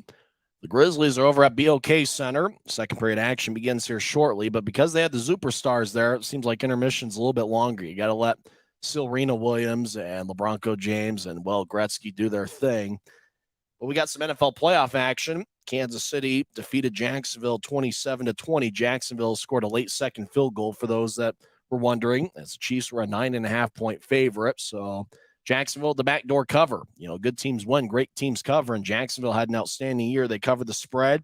They went 9-8 this year, and it kind of shows you just how pathetic the Urban Meyer era was, that Doug Peterson could come in and all of a sudden just change things just like that. Good year for the Jaguars, but Kansas City moves on to the AFC Championship game. Patrick Mahomes got banged up a little bit. He got an ankle injury. Chad Henne replaced him, and then Mahomes returned for the second half. And Travis Kelce had an outstanding game. He actually broke an NFL playoff record for tight ends with the number of catches in the game. He had, what do you have? He had so many catches. He had 14 catches. I remember Kellen Winslow Sr. back in 1981, one of the best individual performances I ever saw. He had 13 catches against the Miami Dolphins, and one of the greatest football games I'd ever seen, as San Diego ended up defeating Miami in double overtime. It wasn't quite to that extent over in Kansas City, but the Chiefs defeat the Jaguars 27-20, and it looks like the second quarter is just underway, and the Eagles lead the Giants 14-0. That's the NFC playoff, and the winner of that game will go to the NFC Championship game, and they'll face the winner of tomorrow's Dallas at San Francisco game. Think about some of the great Cowboys and 49ers playoff games in the past. Hopefully Sunday will be another classic like that. The AFC matchup tomorrow is going to be a classic. It's going to be the Bengals and the Bills. That's going to be an interesting one. That's going to be played, I believe, in Buffalo. And that'll be very interesting to see who ends up winning that game. Cincinnati's the 3 seed with the 12-4 record. Buffalo is 13-3. And, Guy, I think it's going to be interesting to see. I mean, I almost get that feeling that whoever wins the AFC is going to be a favorite in the Super Bowl. Although the Giants look like they're playing pretty well there against the Eagles look like they're playing pretty well against the Giants. And, you know, Philadelphia had an outstanding regular year going 14-3. Yeah, Tyson, Philadelphia had a really good year, but don't count out the Giants. They seem to just bounce back. At every single point in this year, people count them out, and they just come right back. So the game's not over. The Giants are still in it, but I actually disagree. I think that the NFC champion would be the favorite in the Super Bowl. If you think you got San Francisco and Philadelphia still in it, if one of those two make it in, I think they could be dangerous. You think so? I mean, the AFC's got the quarterbacks. You got Mahomes for the Chiefs and Josh Allen and Joe Burrow. I mean, there's some great quarterbacks in the AFC. Yeah, I think you got some good defenses in the NFC, right? So you got the offensive guys in the AFC, defensive guys in the NFC. I really like that San Francisco defense, though. They've been playing really good, and they did me some good stuff in fantasy this year. So thank you, San Francisco. I did not win the championship, though. That's all that really matters at the end of the day is how your fantasy team did. Looks like both teams are headed on the ice. When we come back in 1 minute, we'll have second period action. As Tulsa wearing the SpongeBob SquarePants themed specialty jerseys, which are a little bit different than what the Grizzlies wore on Monday. Grizzlies in the white jerseys with black numbers and professional green trim. We're tied at 2 as Tulsa got first period goals from Alex Gilmore and Jimmy Soper. And Utah got first period goals from Jordan Martell and Cameron Wright. We'll have second period action in 1 minute on the Grizzlies Hockey Network. If you're out driving and something happens to your car, truck, or even wheelchair, and you end up stuck at a rail crossing, it's going to be okay. Don't panic. Here's what you do. Get out if you can and look for this blue sign on the metal pole. Call the number on the blue sign, and when they answer, tell them the crossing number. The number is right here. This tells them the exact location of the crossing. This is the fastest way to get trains stopped before coming through the crossing. Look for the blue. It helps you. I live for my next goal. Whether it's another pick six or another step forward in life, I wouldn't be who I am without the drive to reach it. And I wouldn't be where I am without my team. Everyone on and off the field who supports me and believes in my dreams as much as I do. Whatever your goals are, surround yourself with people who are going to help you reach toward them. Like my friends at America First, and see where life takes you. Welcome back. Second period action will begin here shortly. Grizzlies outshot the Oilers 11-6 in the first period. And Guy, there's a lot of back and forth on both sides, and the Grizzlies did have the shot count in the first period. What do the Grizzlies need to do here in the second to take control of this game? Well, Tyson, it was back and forth. It seems like the Oilers dominated the momentum in the first 5 minutes of that period. But I think ever since about the 10-minute mark, it was all Grizzlies after that. So I think if you're the Grizzlies, you got to come out and you got to establish your forecheck and dominate the momentum and get the next goal. I think that's the key for them going forward here. After tonight's game, the Grizzlies will be at exactly the halfway point in the regular season. This is game 36 of 72. Now, remember, the Grizzlies will be home for 22 of their last 36 games. As the Grizzlies will skate from right to left as we see it on YouTube, and your mind's eye see it on, or as we see it on Flow Sports, your mind's eye see it on YouTube. Tulsa skates from left to right. Oilers win the face-off. They cross center ice and dump it in. Lucas Preet behind his net will feed it towards the far side. Now back to the right side. Tulsa picks it off, and they'll throw it across. There's a Grizzly laying on the ice on the far side as Utah will carry it out to neutral ice. The arm is raised by the referee to stop play as a Grizzly is injured 18 seconds into the second period over in the far corner. Let's see if we can spot who it is. As Colin Lee, the Grizzlies trainer, will skate over there. And unfortunately, we don't really know who's on the ice for the Grizzlies being looked at, as a Grizzly was down over in the far corner of Utah's zone. Grizzlies had cleared it out to center, and we're not yet able to identify who the Grizzly is, unfortunately. But 18 seconds into the first period, Utah's got a guy on the ice. It looks like now they're off the ice, so that's good that they were able to get off so quickly. As we're still unable to, we're still not sure who it is.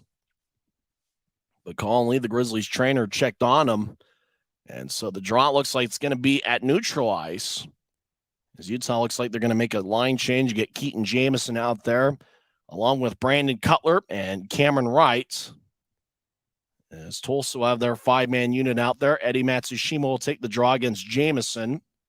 Matsushima is Tulsa's leading scorer this year with 28 points, 17 goals, and 11 assists. And the draw near Tulsa's bench is won by the Oilers. Oilers skate into the offensive zone, left wing, and it looks like the Oilers are offside. So we get another whistle 21 seconds into the second period. The Grizzlies' defensive pairing has Aaron Tho on the ice. Those played pretty good hockey. He's one of those guys that, when you watch him away from the action, he's got a good size-speed ratio, and he also moves the puck around pretty well. Bryson Martin is also on the ice for the Grizzlies. It's good to see him back. And kind of like Tho, Bryson Martin has a pretty good size-speed ratio to him. Jamison is kicked out of the face-off circle. Cameron Wright will take the draw against Eddie Matsushima. Both guys wear number 15, and both guys are the leading scorers for their respective teams. Utah wins the draw as Cutler will throw it back to Martin. Martin in the far circle will feed it out towards Cutler. Cutler gets it after it bounced off a Tulsa stick. Cutler dumps it in. He'll chase after it as Cutler delivers a hit. Cameron Wright will skate towards the left circle. He gets it taken away by Tulsa as they'll feed it towards the right point. Grizzlies kept it in. They were looking for Wright. Passes wide of the mark. Utah keeps it in the zone. Now Cutler to the left side. Toe drag shot, and he swings and misses. Tulsa's Dante Sheriff comes back the other way. Across the center ice. Sheriff gains the right circle, takes a shot, pad saved by Parikh, and the puck goes back to center ice. Grizzlies cross center, right wing, and dump it in. Utah got hit pretty hard as the Oilers back in their own zone get the puck. As Jared Hilderman crosses center ice right wing. Now he gains the line. He'll take a righty shot and goes high as he glides towards the far boards. Sheriff will feed it back into his own zone. Now the Oilers outlet it. It goes back into the Grizzlies zone. Utah gathers it. The captain, Connor McDonald, will feed it across as Utah's Corey Thomas crosses center ice. He gets it poked away. Now taking its Raby, skates towards the right circle, takes a shot, saved by Alexander. And another shot, another save by Alexander. Thomas with a shot, and it goes wide. Now around towards the left, Raby out in the left point, takes a shot. It goes wide off the boards. As Tulsa gets the puck back, they'll lift it cross ice. And it looks like it's going to be icing on the Oilers with 18:08 left in the second. Good action by the Grizzlies there. Yeah, good action. A little bit of a slower start to the period than what we saw in the first period. But hey, the Oilers didn't score 2 goals off the rip in this period. So I think the play here is in favor of the Grizzlies. I like what they've done so far to start the period. I apologize for my voice once again. I had about 1 million ounces of honey and tea. Doesn't seem like it's done the job, though. Whatever I got must be something fierce. Draws at neutral ice in Grizzlies territory, and it's won by Tulsa. Right wing, they cross center ice. Justin Bean dumps it around the boards. Will make that Mike McKee, number 24. As the Oilers towards the left side, skate in, backhand shot, saved by Parikh. And he holds on, 17:55 left in the second. That's the first shot delivered by Tulsa in the second period. Actually, the second shot. And Parikh, after allowing 2 early, looks like he's settling in. Draw is going to be in the left circle of the Grizzlies zone. Eddie Matsushima will take the draw for Tulsa against Cam Strong. Strong's got goal in 4 of his last 10 games. Grizzlies win the draw. Fitz will feed it ahead, and it looks like it goes out of play. Tulsa wants delay of game, and I think it is going to be a delay of game. Dylan Fitz gave a fan a souvenir from his own zone. And so it looks like Fitz gets 2 minutes for delay of game. And so Tulsa's back on the power play for the second time tonight. So Fitz gets 2 minutes for delay of game, and Tulsa's on the power play here early in the second period. Yeah, Tyson, tough break for the Grizzlies here. And that's a penalty that you never want to see taken. It's a penalty that shouldn't happen. And unfortunately for Dylan Fitz, that's a play that he'd like to have back. Draw is going to be in the left circle of the Grizzlies zone. As Fitz 2 minutes for delay of game, he's in the Rogers and Russell Legal Solutions holding cell. Tulsa wins the draw. Over in the high slot, Hilderman feeds the left circle. Now Dante Sheriff skates in. Shot saved by Parikh. And it looks like he's held on, and after the whistle, Corey Thomas getting after it with Jackson Leaf. Maxime Galad over there as well. Corey Thomas really played a physical brand of hockey for the Grizzlies over the last couple weeks, and with his size at 6'5" and 215 pounds, that's certainly big. Yeah, Tyson, he's a big man, and he makes some thunderous hits. I remember back on Monday when the Grizzlies here at BOK Center, I mean, there were some bone-crunching hits that he made along the boards. He's a big guy, and he uses his size well. Draws in the left circle. Keaton Jamison will take it against Maxime Galad. McDonald, Penner, and Thomas are also on the ice for Utah. We're tied at 2. 17:36 left in the second period. Utah's outshot Tulsa 13-7. As the draw is won by Tulsa. Dante Sheriff will skate towards his right. Now drop it off to the left point. Tulsa feeds it across towards Gilmore. Gilmore with it. They'll throw it across. Now righty one-timer. Saved by Parikh. He holds on, 17:25 left in the second. So Tulsa already with a couple shots here early on their power play. Draw's going to stay in the left circle. It'll be Jamison for Utah against Maxime Galad, who's got 21 points in 27 games. Utah wins the draw. McDonald over to Thomas, who will feed it ahead towards Tyler Penner. And it goes back to Tulsa's Dante Sheriff, kept it in the zone. He'll skate towards the left side. Now get it across as the Oilers righty shot saved by Parikh. That shot was taken by Tyler Polson. As the Oilers will bounce it over to the right point. Tulsa's Hilderman will skate towards his left. Now I'll feed it back to Polson on the right side. I'll take a shot saved by Parikh. As Maxime Gallado, he thought about doing the Michigan move, but couldn't handle the puck well enough, as he'll just nudge it to the left side. As the Oilers will skate towards the right side. Hilderman over to Polson, now across the left side. Open shot, Galad, and he fires it wide.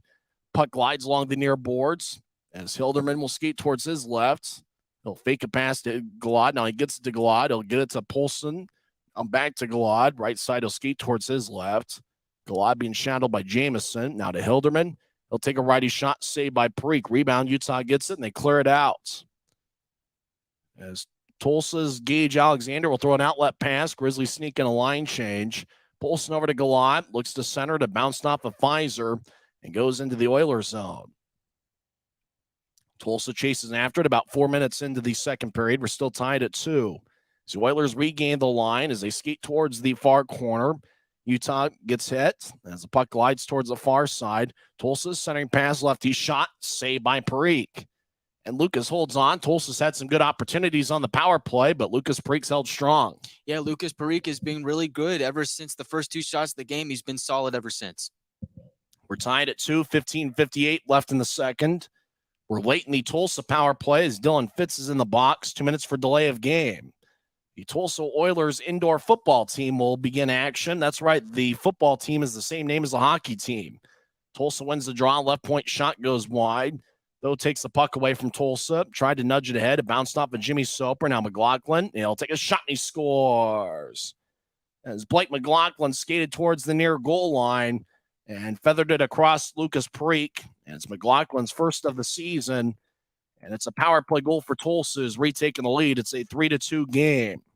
Jimmy Soper is going to get an assist as Soper got to McLaughlin, and he bounced it off of, well, there was Shearer out in front, and it looked like Parikh was trying to protect the front side, and it looked like it bounced off of Parikh and ended up in the back of the net. So Tulsa has 3 goals on 12 shots tonight as they're wearing SpongeBob SquarePants themed specialty jerseys. Like Parikh looked like he was on one knee and it just had a tough time getting over towards his left. Faceoff's going to be at center ice. As the fans high-five each other. Cam Strong will take the draw. He gets kicked out of the circle. Dylan Fitz, fresh out of the box, will take it for Utah against Alex Gilmore at center ice. And the draw won by Utah. As Andrew Nilsson gets the puck, he'll move it ahead to neutral ice. As Dylan Fitz will backhand it into the Oilers zone. Tulsa chases after it. They'll feed it across to Hilderman. He'll throw a backhand pass as Tulsa out to neutral ice. They cross center. Oilers gained the line. Gilmore lefty shot, saved by Parikh. He makes a glove save and holds on with 15:26 left in the second period. The Oilers lead 3-2. And what are the details of the goal?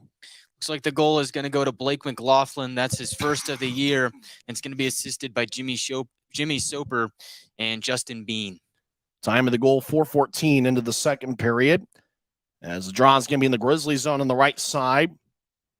It looks like Tulsa, a lot of their shots came on that power play as they have a 3-2 lead. Now Tulsa gets it. The right wing shot goes wide. Puck glides along the far boards.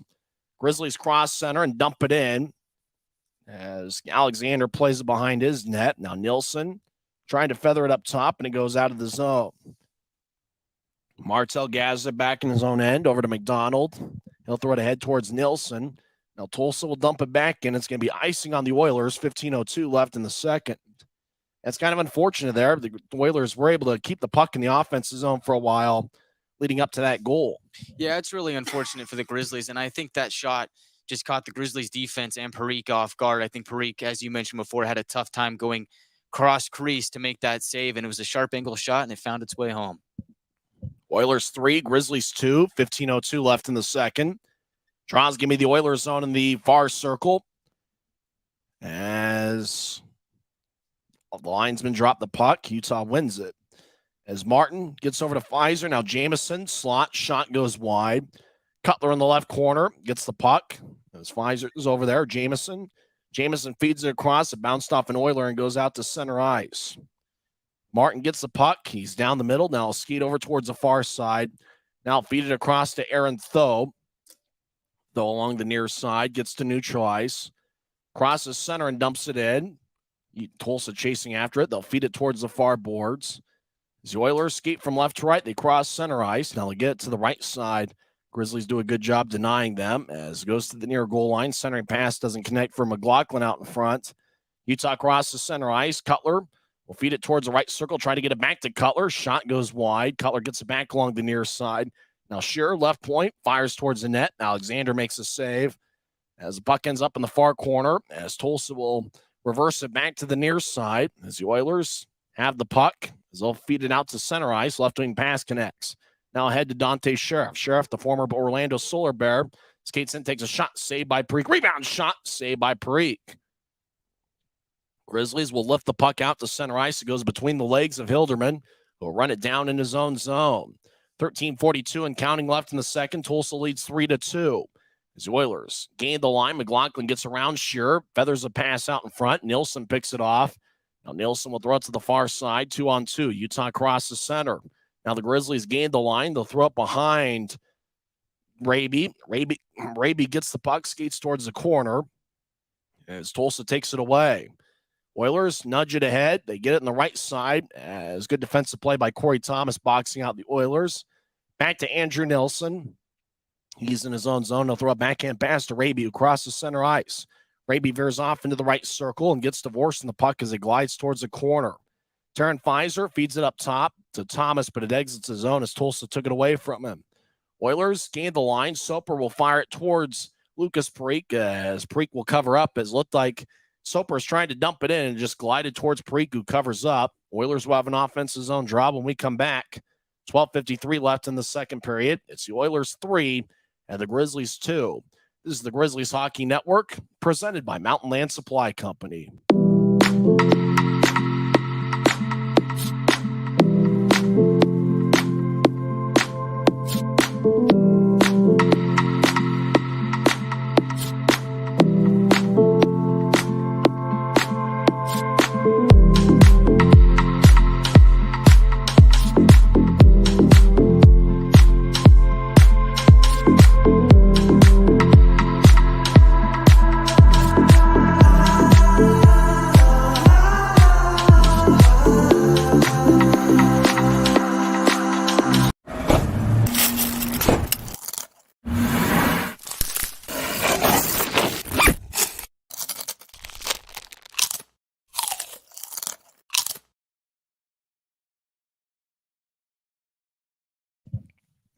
It's the Oilers 3 and the Grizzlies 2. 12:53 left in the second period. Tulsa's outshot Utah 14-13. Draws give me the near circle. Cam Strong will take it against Alex Gilmore. Draw one by Utah as Corey Thomas gets it across to Connor McDonald. The Grizzlies captain will move it ahead. As the Grizzlies will lose the puck. Tulsa to the right circle. Take a righty shot. Saved by Parikh. Rebound goes to Tulsa on the left side. Oilers to the left circle. Takes a shot, and it's blocked by McDonald. He'll nudge it ahead to Dylan Fitz, who crosses center ice left wing, and he'll dump it in. As Alexander, who's a big guy at 6'6", 205, feeds over to the corner. As looked like a Grizzly lost his stick. Now left wing. Throw with a shot that's blocked. Tulsa gets the puck. And it looks like a penalty is going to be called on the Oilers. High sticking is going to be the call. It looks like the Grizzlies are going to go back on the power play. Let's see. Fitz over there along with Cam Strong. A penalty is going to be called. Well, he play stopped when Tulsa touched up the puck. It's the referee. There's two referees tonight. Trevor Wolford and Riley Brace. Both guys are at center ice. Looked like the official signaled for a high sticking. I think it's going to be an Oiler going to the box. 12 minutes, 20 seconds left in the second period. Let's see. It does look like somebody's going in the box for Tulsa. And the Grizzlies are going to be on the power play for the third time tonight. Guy, it's a critical sequence here for the Grizzlies to try to find a way to tie up this game. Yeah, Tyson, you mentioned it is critical, and we talked about how good the Grizzlies' power play has been of late. This is another opportunity for them to capitalize here and make this a tie game again. Draw is going to be in the Oilers zone with their goaltender, Gage Alexander. Alexander has some previous time with the San Diego Ghouls in the AHL. Garrett Metcalf spent the month of December over in San Diego. As the draw is going to be in the far circle. Watch out for Taryn Pfizer on this power play, as well as Andrew Nelson.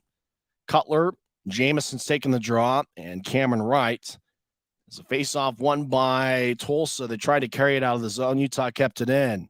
Cutler on the right side tried to chip it out in front to Wright. Tulsa picks it off. Now the puck glides towards the boards. Tulsa gets it in the slot. They'll carry it out to center ice 1-on-3. Soper will drop it off. Oilers skate in.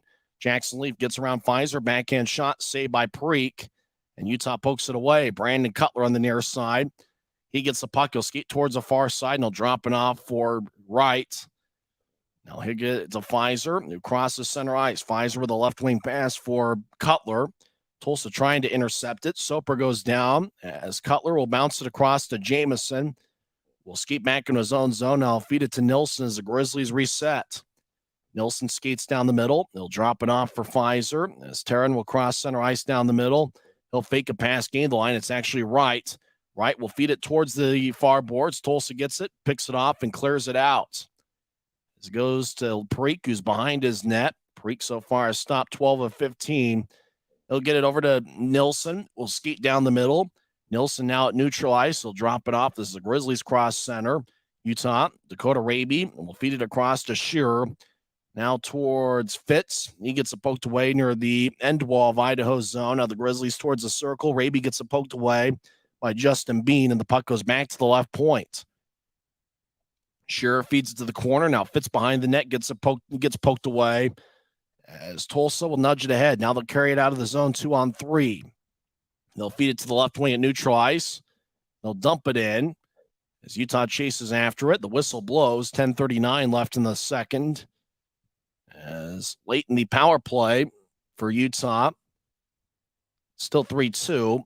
Oilers have outshot the Grizzlies 15-13. Unfortunately, the score bug doesn't have how much time's left in the power play. I reminded myself to write down the time that the penalty was committed so I can get a gauge of when the power play ended. But got my pen all ready to go, but it just isn't delivering for me. I just haven't registered. I think my middle name should be absent-minded, Tyson Whiting, as the Oilers win the face-off, but it goes back into their own zone.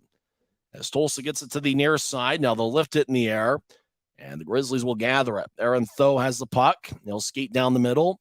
Tho, third different team he's played on this year. He'll drop it off to center ice. Martell, the Roosters, got a goal tonight. Gains the line, skates towards the right circle, gets it poked away. Utah spins along the boards. Bryson Martin will chip it across. It's taken back by Fitz, who will bounce it off the glass or off the boards. Back for Martin out of Fitz. One-timer's blocked and rolls towards the near corner. Raby over there as well. Raby trying to kick it over to the Rooster. It goes back to Raby in the left corner. As he'll nudge up top for Martin. Tulsa picks it off. The Oilers cross center ice as it's late in the power play, if not the power play being over. As the Grizzlies cross center ice, Martell will nudge it ahead to Penner. Penner gets it poked away, and we are back to skating 5-on-5. There's 9:40 and counting left in the second. Tulsa leads 3-2. Oilers with a long-range pass that doesn't connect, taken back by Corey Thomas. He'll skate along the near side. Now feather it across. Penner, right side takes a shot and it goes wide. He was actually looking for a cutter out in front of the net. Now Thomas with a shot that's blocked. Penner on the right side throws it back up top for McDonald. He'll take a shot, and that one gets blocked. Now behind the net, Simeone tries to feed it out in front to Strong. He goes back to Simeone along the end wall. He goes down.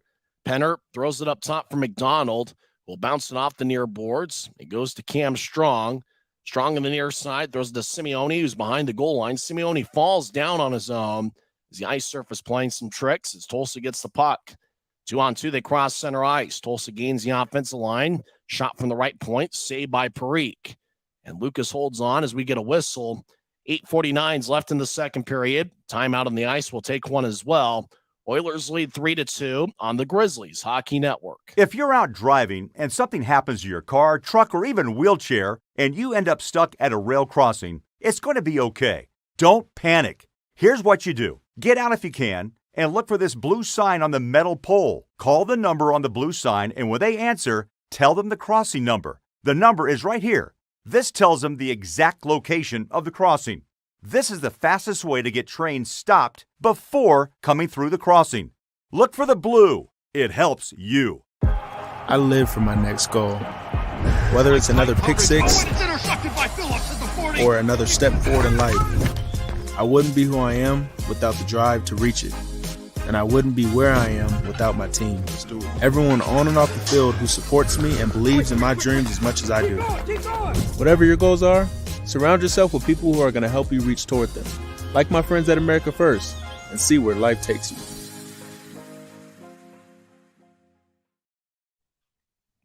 .8:49 is left in the second period. Oilers lead the Grizzlies 3-2. Tulsa's outshot Utah 17-13. They've got an edge of 11-2 in the second period. Jamison will take the face off. He's got right to the near side. Brandon Cutler out there, as well as Andrew Nelson and James Shearer. McLaughlin, who scored a second period goal on the power play for Tulsa. He's taking the drive, wins it. Now left side, shot saved by Parikh. Rebound goes out to Tulsa. Left side, Sheriff with a shot that goes wide. Puck goes to the right point. Tulsa feeds it to the near corner as Andrew Nelson takes it away. Nelson will move it to the far side as the Grizzlies will throw a cross-ice pass that's gloved by Tulsa. They'll dump it back in. Dante Sheriff collides in the corner with Nilsson. Nilsson goes down, no call. Puck goes back to Utah as they'll carry it out of the zone. Brandon Cutler gets around to check. He crosses the center red line. Now dumping into the corners. He gets spun around by Matsushima. Still no call as the Oilers will throw the puck back to the far side of their own zone. Utah takes it away. Nilsson delivers a big-time hit as the Oilers get the puck and they'll feed it out to the center ice logo. 2-on-2. McLaughlin throws it behind his back for Sheriff, who skates around his net. Sheriff now on the left side gets it across to Hilderman. He'll take a righty shot, and it goes wide as Chris Perna, number 5, spins it around the boards back towards McLaughlin. Blake's his first name. He'll get it up top for Hilderman. Hilderman was a key defenseman for Tulsa last year. He'll throw it to the right circle as Matsushima gets over to Perna. Now across to Sheriff on the right side, skates towards the circle, gets around Shearer. Sheriff now around the net. He'll throw it to the high slot for Perna. Now to the left side for Hilderman. Back to Perna. He's on the right side. He'll skate towards the goal line. Stops. Throws it back up top to McLaughlin, who skates towards his left as the Oilers, 4th in the league in shots per game, will skate towards the left side now around Utah's net. McLaughlin will feed it back up top for Hilderman. Now the whistle blows. It looks like we got a penalty away from the screen as the Oilers had the puck in the offensive zone for quite a while. And it looks like Utah might get a penalty as one of the two alternate captains, whether it's Shearer or Fitz, looks like they're going to the penalty box. So they were at least skating towards the penalty box with 7:08 left in the second period. And unfortunately, we're at the mercy of the video feed we see. So unfortunately, there's some details every now and then that get missed. But it looks like a Grizzly might be in the penalty box. And what does look like Tulsa's on the power play. It's one of the alternate captains, I believe, that's going to the box. We're not sure who it is. Guy will be on the case there. He'll be looking at the ECHL app, continually updating us to tell us who's representing the Grizzlies in the Rogers and Russell Legal Solutions holding cell. Tulsa wins the draw, but it exits the zone. Tulsa will re-enter. It's taken away by Jamison. Will skate to neutral ice. Now he crosses center and dumps it in as Gage Alexander plays it behind his net. It was actually Alexander that picked up a penalty earlier in the second period, according to the ECHL box score. As Tulsa crosses center ice, they'll gain the line. They'll feed it to the right point. As Pfizer delivers a hit and takes the puck away, Taryn will clear the puck all the way out towards Alexander. He'll stop the puck on the left side as the Oilers skate around the net. 6.5 minutes left in the second period. Oilers lead 3-2. Feed a left wing pass. The Oilers skate towards the circle, take a shot, saved by Parikh. Sheriff back towards the corner for Galad. Galad gets held up by McDonald. Now the puck goes to Fitz, and he'll clear it out. So I imagine it's James Shearer in the box. What is he in the box for? It was indeed James Shearer, and it is a cross-checking minor. 6:09 left in the second and counting. Tulsa leads 3-2 as the Oilers gain the line. Hilderman feeds it across. It's Tulsa on the right side. Soper will bounce it off the boards, and the puck stays in the zone on the left point. Tulsa kicks it across to Polson. He's along the near wall. Polson will skate along the near wall. He'll drop it off for Galad. Back to Polson. Polson will get it to the near goal line for Soper. Now it kicks across. Left side shot goes wide. Though goes down. He's on two knees trying to clear it out. Soper battling. Puck goes back towards the far side as Connor McDonald delivers a hit behind Utah's net. Oilers throw it back to the right point. Problem is nobody's there. So late in the power play, 5:25 and counting left in the second. Tulsa leads 3-2. The Oilers will cross center ice. Cameron Wright with the back check as they get in the zone. Carl Boudreas, left corner, will feed it across as Tulsa gets it up top. Oilers with a righty shot, and it goes wide. 5:03 left in the second. Utah crosses center ice. Now Cameron Wright gains the line, stops along the near wall. He loses the puck. He'll dump it into the corner. Jamison tried to feather it to Wright out in front. Wright gets the puck. He'll skate off the screen. Now he's in the left point. Right towards the corner, gets hit. He'll nudge it back to Jamison. Now Cutler gets the puck, skates around the net. Cutler gets the poke back to the far side.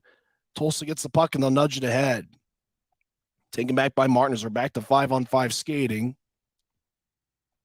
Now towards the near boards.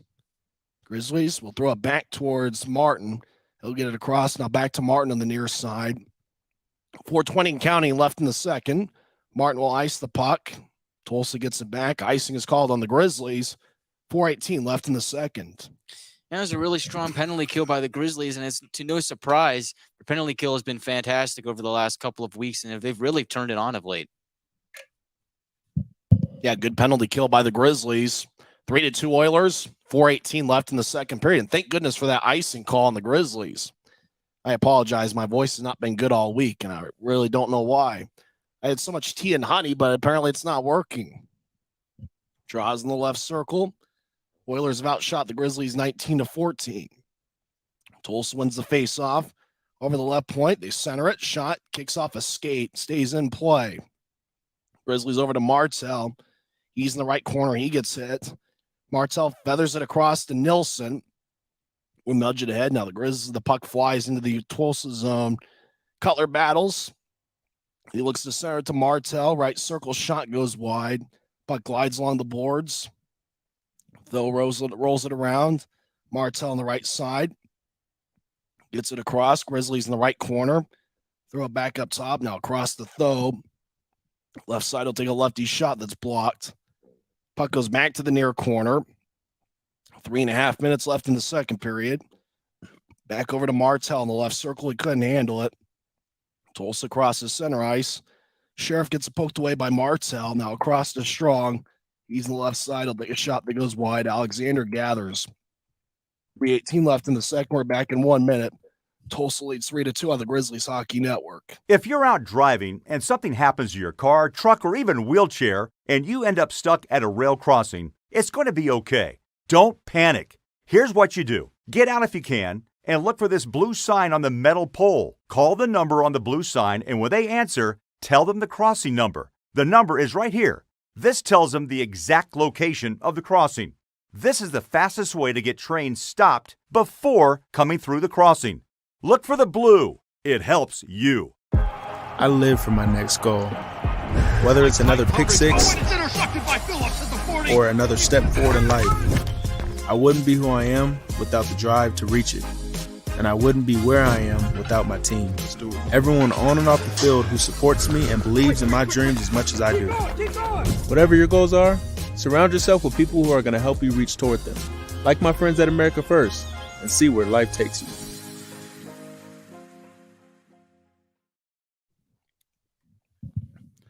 .318 left in the second period. Tulsa leads 3-2. Draw's going to be in the Oilers zone. And Guy, looked like that tea and honey didn't help as much as I hoped. No, I don't think so, but hopefully something starts working your way soon. Maybe more tea. I don't know. I'll just guzzle some honey during the second intermission. Tyler Penner will take the draw. He's got Raby to his right and Pfizer to his left. As a draw won by Utah, but it exits his zone. James Shear has to chase it back down deep in his own end. He'll get it over to Nilsson. He'll feed it over to the right side. Tulsa takes it away. He'll take a shot that goes wide. Grizzlies try to clear it out. It stays deep in the Grizzlies zone as James Shear behind the net. Less than 3 minutes left in the second period. Grizzlies get it to the far side as Utah will carry it towards center ice. Pfizer across the red line. Over to Nilsson. He'll get it across to Pfizer. Now towards the right side. Shot goes wide. Puck glides towards the left boards as Nilsson will feather it towards the corner. Tulsa picks it off. Action still in the Oilers zone as Tulsa will pitch it out to center ice. Oilers try to throw it cross ice towards Polson. Utah picks it off. Raby over to Penner, back to Raby, who gains the line, skates towards the left circle. Raby will take a shot, and he goes wide. Puck goes back to the corner as Raby gets hit. Penner nearby, but it's Tulsa that gets the puck as they're behind their own net. 2:15 left in the second. Pass towards the near side. Thomas battles. He'll throw it towards Penner. Penner gets blasted in the corners. The glass shakes. Raby takes the puck. He loses it. It's taken back by Hilderman, who skates around the Tulsa net. Hilderman will nudge it ahead. Tulsa gets it into Grizzlies territory. Oilers try to dump it in. It glides into the Grizzlies zone, but it's taken back by Utah. Connor McDonald will gain the offensive line. He'll dump it in off the end wall, chase after it. McDonald goes down. Tulsa gets the puck back. As the Oilers out to neutralize cross center. As they'll skate in, Michael Farron over to the right wing. He'll take a shot that goes wide and deflects out of play. 1:40 left in the second. Still 3-2 Oilers, but can the Grizzlies find a way here in the last minute 40 to get some momentum back in this hockey game? Yeah, Tyson, I'd like to see the Grizzlies apply some more offensive pressure. They're outshot right now 20-14 by the Oilers. I'd like to see them make a push and finish out the period strong. Utah had 11 shots in the first period, only 3 so far in the second, as Tulsa's outshot Utah 14-3 in the second period. Yeah, that's not ideal if you're the Grizzlies, but there's still some time to build some momentum here towards the end of the period. Draw's going to be in the near circle. It's won by Utah. As Bryson Martin will nudge it ahead, looking for Brandon Cutler. Gets over to Cameron Wright. He battles with an Oiler. Right from the right wing, dumps it in. Tulsa skates from left to right here in the second period. So they feed it towards the far side. Now it's to center ice. Tulsa gains the line. They don't have numbers. Left point. They'll take a shot. Saved by Parikh. He holds on. 1:19 left in the second. As Parikh gives the puck to one of the linesmen. Draw's going to be in the left circle. As the Grizzlies look like they're going to keep the same 5-man unit on the ice. It's going to be Jamison, Cutler, and Wright with the defensive pairing of Aaron Tho and Bryson Martin. Draws in the left circle. And it's won by the Oilers. Left point, Tulsa will fire it around the net. Oilers now in the right corner. It's Jake McLaughlin. We'll get it back up top. Oilers with a shot that goes wide. Right in the far side, gets it poked away. Grizzlies are able to clear it out to center. Looking for Cutler. He gets the puck. He'll feed it across for Wright. Wright skates in down the middle, takes a shot, and it goes wide. Less than 1 minute left in the second period. Tulsa feeds it across to Sheriff. He couldn't reach it. Bryson Martin gets it ahead. Now the Grizzlies' right side enter the zone, and they get blasted as the puck goes to the far corner. Tulsa will feed it behind Sheriff off the board. Sheriff gets it at neutral ice. He'll carry it into the zone to the right side, skates towards the circle, takes a shot, blocked by Parikh. 30 seconds left in the second. McLaughlin battles. He gets pushed down by Bryson Martin. Martin still battling with McLaughlin. Martin with a push of McLaughlin. Puck squirts free. Cameron Wright gets it. He'll spin it towards the far side, looking for Cam Strong. And Tulsa will feed it out to center ice. Bouncing puck into the Oilers zone. Cam Strong chases after it. 10 seconds as the puck bounces off the end wall of the Oilers zone. Now gets to the left point. Shearer with a shot that goes wide. Puck goes to the Rooster. 2 seconds left. He gets hit by Soper. And that will do it for 40 minutes over at BOK Center. As the score was tied at 2-2 after one period. The only goal scored in the second was by Blake McLaughlin on a sharp angled shot from the near goal line that got past Parikh. So it's the Oilers 3 and the Grizzlies 2. When we come back, we'll recap the first 2 periods of play. Guy Chiarenza will let us know what happened here in the second period. We'll also talk some hockey. As through 40 minutes, it's the Oilers 3 and the Grizzlies 2. Siegfried and Jensen intermission report starts in 2 minutes on the Grizzlies Hockey Network. When you pay with the Nitro card at Maverick, you always save 10 cents or more on fuel every gallon, every day. And you could save a whole lot more thanks to Nitro Best Price. Pick up a Nitro card and upgrade your Adventure Club account today.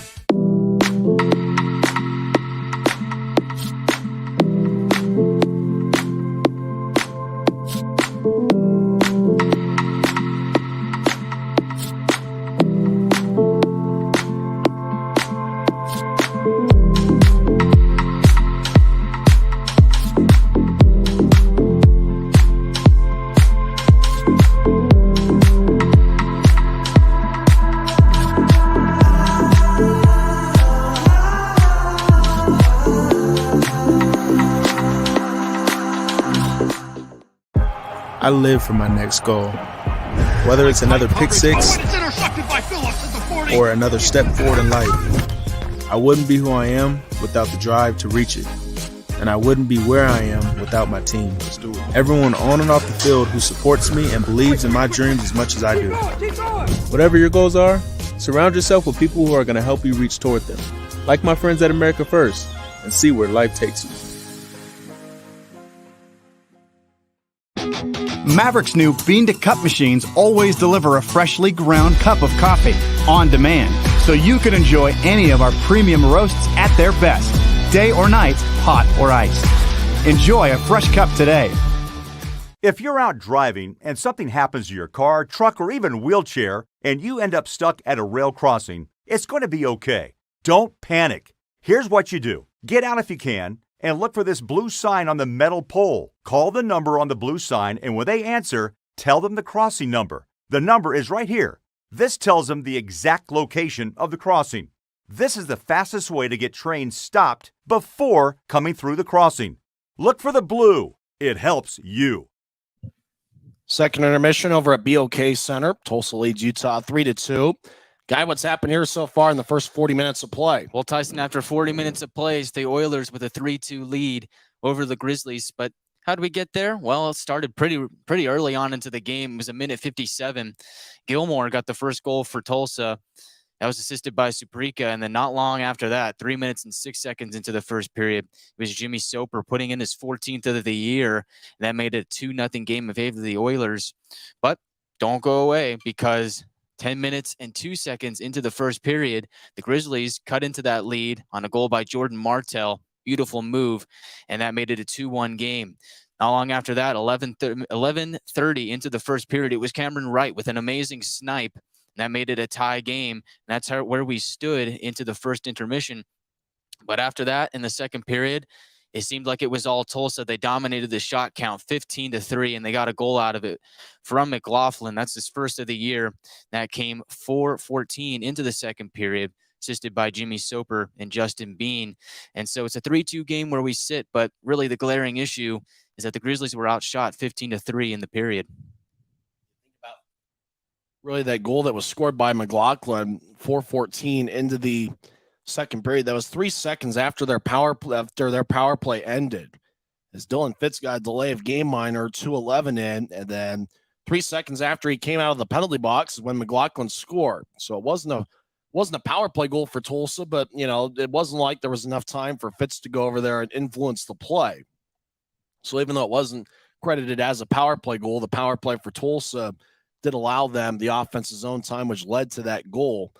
You think about both teams officially 0-for-3 on the power play. Gage Alexander, the Tulsa goaltender, got the high sticking minor, 740 in. So the goaltender of all people. And then James Scher got a cross-checking minor, 1252 in. So both teams, you think about the power play for the Grizzlies. And obviously, if you're an opponent of the Grizzlies, if you're Rob Murray putting together a game plan, first thing you're thinking about, you got to stay out of the penalty box, because the Grizzlies' power play has been lethal as of late. And the Grizzlies, 0-for-3 on the power play. They were scoreless on the power play last night, so Tulsa's done a good job on their penalty kill, which this season has really struggled at just 74.8%.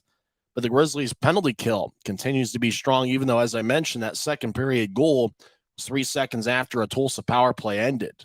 Yeah, Tyson, and it seems like the power play has been a non-factor for the Grizzlies. They've done a few good things on the power play, but really just haven't been able to generate a whole lot on the power play, and I think you got to give credit to the Oilers for that. I mean, you mentioned that the game plan from Murray was probably, hey, stay out of the penalty box, and we got to tighten up our penalty kill because these guys are lethal. And they've done a good job of shutting down the Grizzlies. And so we thought that that might be a turning point or a chance for the Grizzlies to get back into the game was the power play. And so far, they just haven't been able to do it yet. But we'll see what the third period holds. What would you describe from these superstars here? It looked like a guy just got eaten up by one of the superstars. Is that Clammy Sosa? Tyson, I think that's the man himself. I think that is Clammy Sosa. Let's see. He's out there right now, and it looks like he's spitting out shoes. I don't think I've ever seen anything like this before, Tyson. He's spitting out shoes. He's eating people. He just simply does not care. There he goes. Oh, there goes another shoe. He must have swallowed somebody up, and he's regurgitating all of the clothes. This is fascinating. Looks like that's Mike Rainbow Trout that ate up the person. There's somebody in a Detroit Red Wings whale costume. It's the Superstars over second intermission. So it looks like it's really crazy. Now the guy is, well, I don't know what's going on over there, but it looks like a lot of fun there. SpongeBob SquarePants themed specialty jerseys. The guy is now shirtless and he's running off the ice. What a crazy scene they got over at BOK Center. But it looks like it's going to be a lot of fun. And it looks like it is a lot of fun over there. And I think it's going to be an interesting third period. And for the Grizzlies, they got a 1-goal deficit. Obviously, only 3 shots in the second period. Tulsa really did a good job kind of dominating the action. I wonder what the Grizzlies need to do here in the third period to get it back. Tyson, I think the key is more offensive pressure. We saw a lot of it in the first period, and the Grizzlies got 2 goals out of it.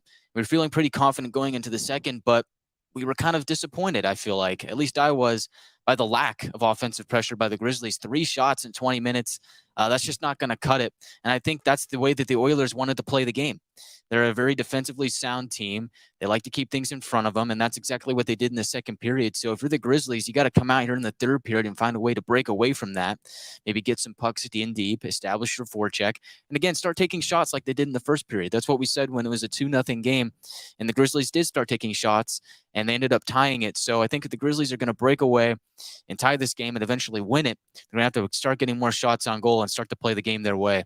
And think about Tulsa kind of wants to ugly the game up a little bit. And then once they took the lead, it seemed like, they just kind of sat back on their heels. And it's only a 1-goal deficit for the Grizzlies. So it'll be interesting to see whether it's Cameron Wright or if it's Jordan Martell again, or really if it's one of the Grizzlies defensemen. Maybe Connor McDonald breaks through. It's going to be interesting to see if the Grizzlies can find a way to battle back as they're down 3-2 after 2 periods of play. When we come back to the Siegfried and Jensen intermission report, we'll go over some scores from around the world of sports. It's the Oilers 3 and the Grizzlies 2. This is Utah Grizzlies hockey, presented by Siegfried and Jensen. When you pay with the Nitro card at Maverick, you always save 10 cents or more on fuel every gallon, every day. And you could save a whole lot more thanks to Nitro Best Price. Pick up a Nitro card and upgrade your Adventure Club account today.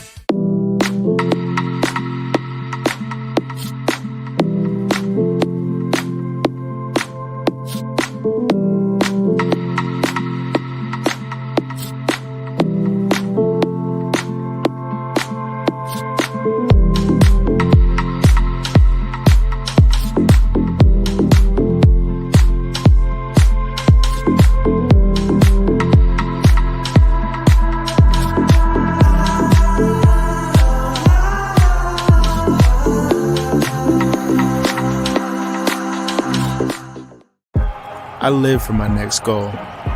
Whether it's another pick six or another step forward in life, I wouldn't be who I am without the drive to reach it. And I wouldn't be where I am without my team.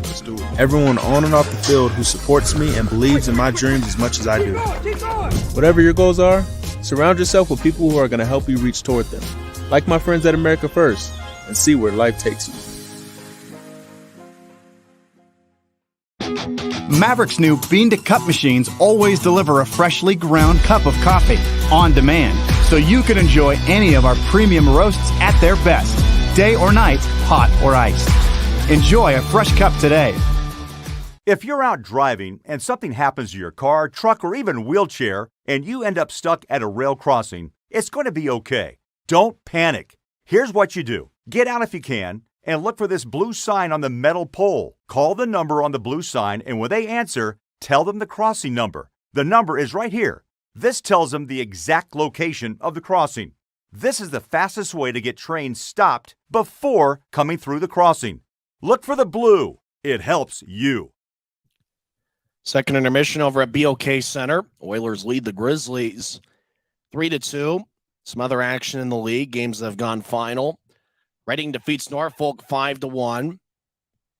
South Carolina over Atlanta 4-2. Adirondack shuts out Newfoundland 5-0. That's kind of interesting considering Adirondacks towards the bottom of the standings in the North Division. And Newfoundland has had an outstanding record, but it's Adirondack that shuts out Newfoundland 5-0. Florida over Savannah 6-2. In overtime, Kalamazoo defeats Wheeling 3-2. Greenville over Orlando 6-3. Maine defeats Worcester 3-1. 13 minutes left in the third period. Indy leads Fort Wayne 2-1. Second intermission, Toledo leads Iowa 4-0. Late second period, Wichita leads Kansas City 5-0. As looks like goals from four different Wichita forwards. Ibrahimov has scored twice for the Thunder. Braden Watts, Quinn Preston, and Jay Dickman have each found the back of the net. Shane Starrett has stopped 16 of 21 for Kansas City. He was replaced by Callum Booth, who stopped both shots that he has seen. And first intermission over at the Monument. Idaho leads Rapid City 1-0. But I did see an interesting name that made the NHL All-Star game. And that was it Stuart Skinner of the Edmonton Oilers? He made the All-Star game. Now, Skinner used to be in this league playing for Wichita. He was with them the entire 2018-2019 season, and he also played in 3 games in the 2019-2020 season. Now, what do you think Stuart Skinner's record is against the Grizzlies all time? He played in 7 games against the Grizzlies as a member of the Wichita Thunder. What do you think his win-loss record is against Utah? Oh, Tyson, I can't imagine it could be very good. I don't think that he was going to do very good against the Grizzlies. Stuart Skinner's record against the Grizzlies in 7 games is 1-5-1. In fact, the last time that Stuart Skinner faced the Grizzlies was the infamous Ty Lewis 4 goals and 2 assists game and Tim McGauley 1 goal, 6 assist game. Utah ended up winning 8-2, and Stuart Skinner ended up getting the loss for Wichita that night. And now, a couple years later, he's an NHL All-Star.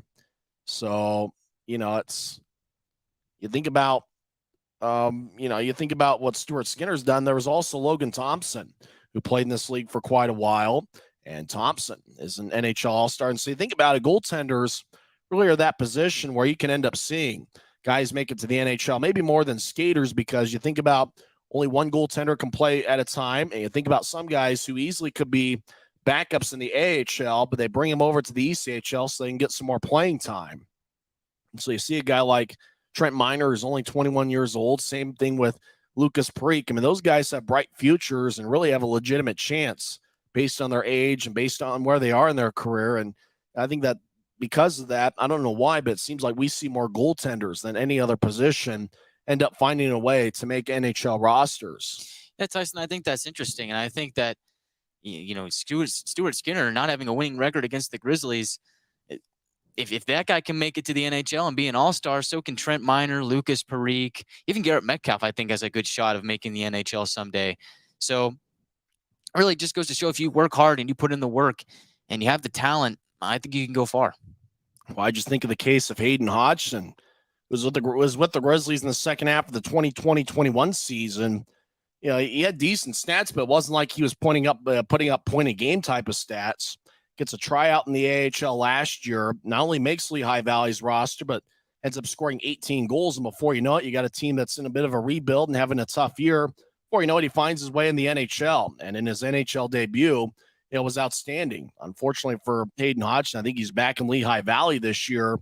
Because think about a guy that played with 6 different teams in the ECHL, just kind of stuck with them. Before you knew it, not only was playing well in the AHL, but found his way onto an NHL roster. Yeah, and sometimes you just got to stick with it, right? And it can be tough. I mean, we've seen guys kind of spend a long time in this league, and some guys make it up and some don't, but it seems like the guys that do, they have skill, and they also have that perseverance to just endure it, and eventually you will get your chance. And so the guys that make the most of their opportunities, their chances, those are the guys that go far and eventually make it to the NHL or even the AHL. When we come back in 2 minutes, we'll have third period action as Tulsa leads Utah 3-2 on the Grizzlies Hockey Network. If you're out driving and something happens to your car, truck, or even wheelchair, and you end up stuck at a rail crossing, it's going to be okay. Don't panic. Here's what you do. Get out if you can and look for this blue sign on the metal pole. Call the number on the blue sign, and when they answer, tell them the crossing number. The number is right here. This tells them the exact location of the crossing. This is the fastest way to get trains stopped before coming through the crossing. Look for the blue. It helps you. I live for my next goal. Whether it's another pick six or another step forward in life, I wouldn't be who I am without the drive to reach it. and I wouldn't be where I am without my team. Everyone on and off the field who supports me and believes in my dreams as much as I do. Whatever your goals are, surround yourself with people who are going to help you reach toward them. Like my friends at America First, and see where life takes you. Maverick's new bean-to-cup machines always deliver a freshly ground cup of coffee on demand, so you can enjoy any of our premium roasts at their best, day or night, hot or iced. Enjoy a fresh cup today. When you pay with the Nitro card at Maverick, you always save 10 cents or more on fuel every gallon, every day. And you could save a whole lot more thanks to Nitro Best Price. Pick up a Nitro card and upgrade your Adventure Club account.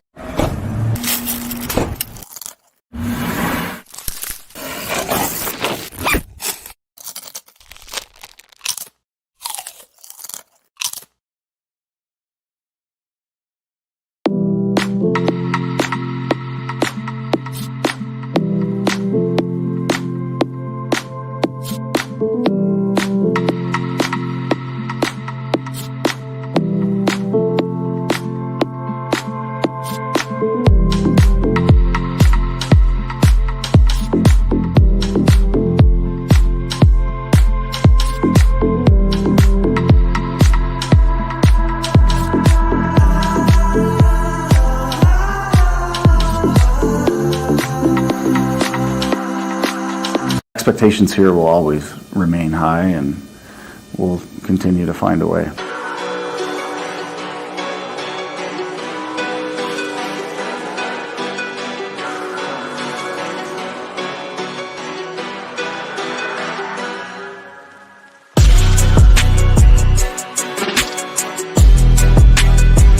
Guys put together a lot of good games, you know.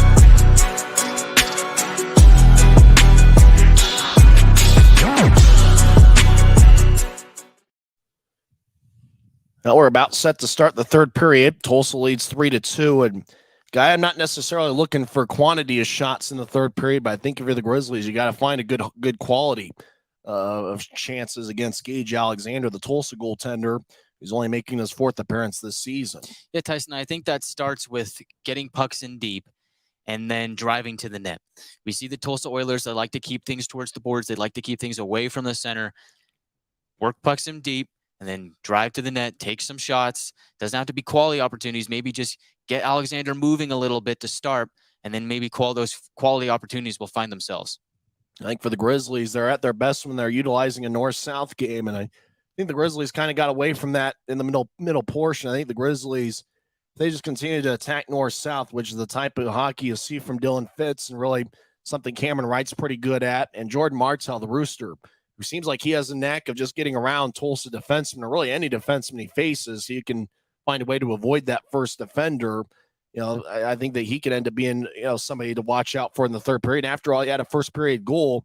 As if you joined us late, Tulsa scored 2 goals in the first 3 minutes and 6 seconds of the contest. Alex Gilmore found the back of the net, 1:57 in, and then 3:06 into the first. Jimmy Soper got his 14th of the year. Utah made it a 2-1 game, or a 2-1. They cut into the Tulsa lead. Jordan Martell got his 4th of the year, 10:02 in, and then 1 minute, 28 seconds later, 11:30 into the first period, Cameron Wright got his 10th of the year. The only goal scored in the second period was 3 seconds after a Tulsa power play ended, as Blake McLaughlin found the back of the net for the first time this season. Soper and Bean with the assists. Tulsa had 6 shots in the first period, 15 in the second, 21 through 2 frames. The Grizzlies, 11 shots in the first, 3 in the second. They've taken 14 shots through 2 periods. Both teams are 0 for 3 on the power play. And the Grizzlies, in terms of shots, are led by Taryn Pfizer, who has 3. Guy, who do you think is going to make the difference here for the Grizzlies if they find a way to win this one? Tyson, it's a name you mentioned earlier and a guy that always seems to step up when a goal is needed. Give me Mr. Clutch. Give me Dylan Fitz. So Dylan Fitz, who's got 4 goals in his last 6 games, he's somebody you're going to watch out for here in the third period. Yeah, Tyson, like I said last night, you need a clutch goal. Aliens at the death beam pointed at Earth. Our lives are on the line. You need a clutch goal. It's Dylan Fitz. It seems like it's always Dylan Fitz. Give it to me again. Ooh, Dylan Fitz is the guy that you're going to go with. I got a feeling Jordan Martell is going to find the back of the net for the second time tonight. We'll see what happens there. Also, watch out for Tyson Pfizer, 10 goals this season. Cameron Wright, when he scored in the first period, got his 10th goal of the season. He becomes the second Grizzly player to score in double digits as Pfizer and Wright are now tied for the club lead as each guy has 10 goals. 20 minutes are on the scoreboard clock over at BOK Center. Tyler Penner will take the draw, and it's won by Utah as Tyson Pfizer dumps it in. The Grizzlies are skating from left to right as we see it from Flow Sports. Your mind's eye see it on YouTube. As Tulsa will skate down the middle, Galad gets around Andrew Nilsson, take a shot, saved by Parikh. Nilsson gets hit as he'll move it ahead to Pfizer. Pfizer at center ice gets over to Raby in the left side as Raby gains the line, and he'll lose the puck as Nilsson battling with the Tulsa player, and out to center ice, Galad delivers a hit on Nilsson. As Pfizer gains the offensive line, he feeds it across to Raby, left wing shot saved by Alexander, and the puck ends up squirting out of the zone.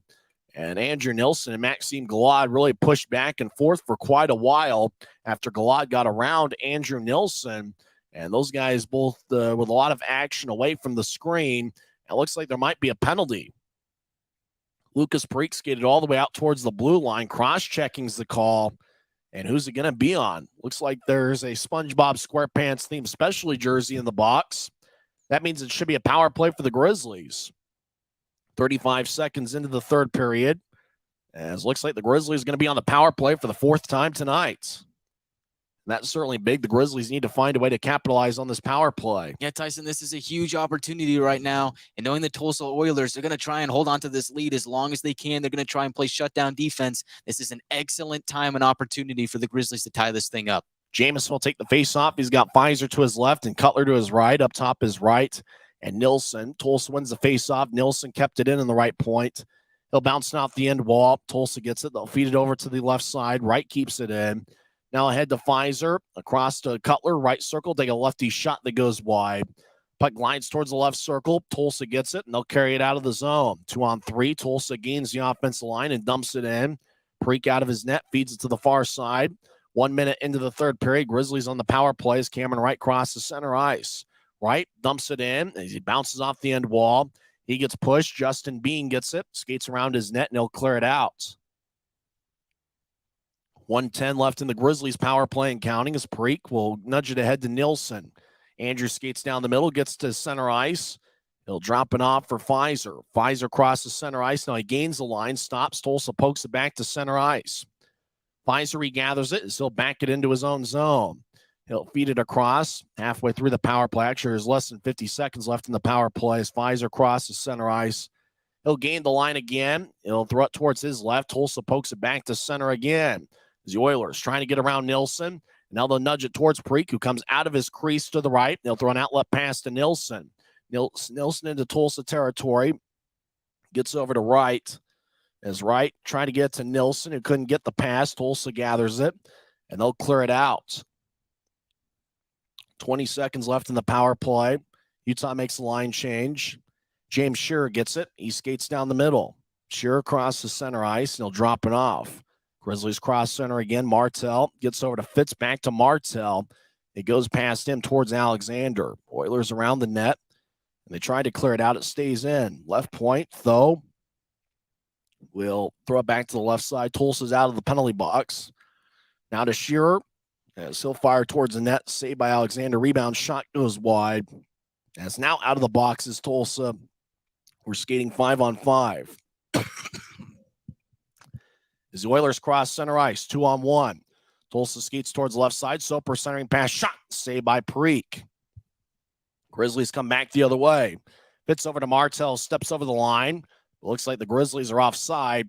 17:06 left in the third. And, Guy, it looked like the Grizzlies had a tough time really getting the puck in the offensive zone to make things happen there. Yeah, Tyson, not a whole lot going on for the Grizzlies on that power play, and they just weren't able to enter the offensive zone. Tulsa did a good job of standing them up at the blue line, and because of that, the Grizzlies just couldn't get anything going offensively. Utah's still scoreless on the power play in this series. Penner will take the face-off for Utah. He's got Christian Simeone and Cam Strong on the ice. McDonald and Thomas, the two defensemen. Tulsa wins the face-off. They throw it out to center ice. Now the Oilers cross center and dump it in. 3 minutes into the third period, Tulsa still leads 3-2. Over to the near side for Simeone. He'll pitch it ahead to Penner. It's picked off by Tulsa. Michael Farron gets knocked down and gets divorced in the puck. Cam Strong with a right wing pass towards Penner, and it goes deep into the Oilers zone as the pass is incomplete, and icing is on the Grizzlies with 16:40 left in the third. As Utah's up to 16 shots, Tulsa's taken 23. Draw's going to be out towards Lucas Parikh. I think we should have an indoor football team like Tulsa has and name them the Utah Grizzlies. I think it'd be quite an original name. Yeah, I think that'd be pretty interesting, pretty cool. I mean, I would go see indoor football here. We could do it right here at the Maverick Center. Yeah, the Tulsa Oilers have a new indoor football team. Guess what their team name is? The Tulsa Oilers. Grizzlies win the draw. Simeone will go ahead and throw it ahead, and it bounces over the stick of Penner. Tulsa gets it back. They'll bounce it off a Grizzly, hit McDonald in the face. Now left wing McLaughlin with a shot that goes wide. Puck glides towards the right point. Tulsa kept it in. They move it ahead. Grizzlies will intercept it, and they'll ice the puck. And it looks like icing is called on Utah with 16:19 left in the third. And hopefully the captain, Connor McDonald's okay. It looked like he got hit in the face with a puck. But it looks like the captain's going to stay in there. You talk about tough guys on this Grizzlies club. Pound for pound, I think Connor McDonald is the toughest man on the Grizzlies. Tyler Penner will take the draw. Kind of as tough as Taylor Richard, who was as tough as they come. Richard was an all-star back in 2020. Draw is going to be in the near circle of the Grizzly zone. Eddie Matsushima will take it against Tyler Penner. Draw won by Tulsa as Hilderman throws it to the near corner, rolls around the boards. Tulsa is centering pass out in front to Matsushima, who couldn't get the pass off as he got back checked by Penner. Over to the right side, Tulsa feeds it across. McDonald nudges it ahead and looks like it's going to be another icing on the Grizzlies. And even 16 minutes left here in the third period, and the Grizzlies need to find a way to be the aggressor here in the third period if they want to find a way to tie up this game. Yeah, Tyson, I think that starts with speed. The Grizzlies are a team that are built around speed. Play to your strengths. We know a lot of guys on this team can move really quick. Dakota Raby, Jordan Martell. These are guys that could be sparks in leading a comeback here. And even 16 minutes left in the third period. Jimmy Soper will take the draw for Tulsa against Tyler Penner. Draw won by Tulsa is Hilderman, left side, and he'll feed it across. Utah takes it away, and the puck lifts high into the air. Grizzlies glove it. They drop it off for McDonald. He'll take a righty shot that goes wide. McDonald skates towards the far corner. He hits Tulsa, and the glass shakes back and forth quite a bit over at BOK Center in the corners. As the puck to the left point, pass to McDonald is wide. As the Oilers, Jared Hilderman fakes a pass to his right. Now skate down the middle. As Hilderman will move it ahead into Grizzlies territory. Passes wide. Parikh will nudge it towards the far corner for Nilsson. Nilsson will outlet it to neutral ice. Grizzlies will cross center. Cutler moved it ahead towards Jamison. Tulsa comes back the other way as they try to gain the offensive line and instead dumps it in at the end of a shift. As Utah back towards the near boards about 5 minutes into the third period. Jamison loses it to the corner. Tulsa feeds it back towards Jackson Leaf. Leaf gets it poked away. Nilsson throws it towards the far side. Tulsa right wing shot saved by Parikh. Rebound goes out to Nilsson. He'll move it ahead to Cameron Wright, who will backhand it past Jamison out to center ice. Retaken by Tulsa, who crosses center and dumps it in. Puck glides along the boards. Nilsson gets it poked away as Tulsa gets it back to the right side. Now they feed it up to the point. Oilers will throw it behind the back pass in their specialty jersey. They get it across. As Jackson Leaf skates towards the left side, fired towards the circle, and it's poked away. Now Tulsa left circle, righty shots blocked by Nilsson. As Tulsa gets it poked away, Nilsson gets his stick back as it was laying on the ice. Puck glides along the boards. Nilsson cuts it off behind the net. He'll move it ahead as the Grizzlies get it out to center ice and dump it in. Chasing after it's Tulsa. But it's going to be icing on the Grizzlies with 14:11 left in the third. Boy, guy, it seems like action's been in the Grizzlies zone a little bit too much here in the third period. Yeah, Tyson, and this is something you can expect from the Tulsa Oilers. As time goes on and the Oilers have the lead, it favors Tulsa. This is a team that is built to hold leads. They're a very sound defensive team, and this is just what they do, and they're executing it perfectly so far. Grizzlies need to find a way to get some offensive zone time. You're going to find a way to tie up the game. Only 5 shots since the end of the first period. There's a draw won by Utah. Connor McDonald around his net. He'll throw it out to the far side. looking for Raby. Penner in the area as well. And it goes back to Utah as Aaron Tho will feed it across to McDonald. Less than 14 minutes left in the third period. Now Tho gets it. He'll drive it in, but it looks like it's going to be icing on the Grizzlies again. So the faceoff's going to come back into the Grizzlies zone as Aaron Tho tried to pass up ahead looking for Pfizer. There's the forward line of Pfizer, Raby, and Penner on the ice. Utah's called for icing again. 13:52 left in the third. That save five-man unit will be out there for the Grizzlies. Jimmy Soper will take the draw. He picked up a first-period goal for Tulsa. Tyler Penner will take the draw for Utah. Penner's taken a ton of faceoffs here in the first segment of the third period.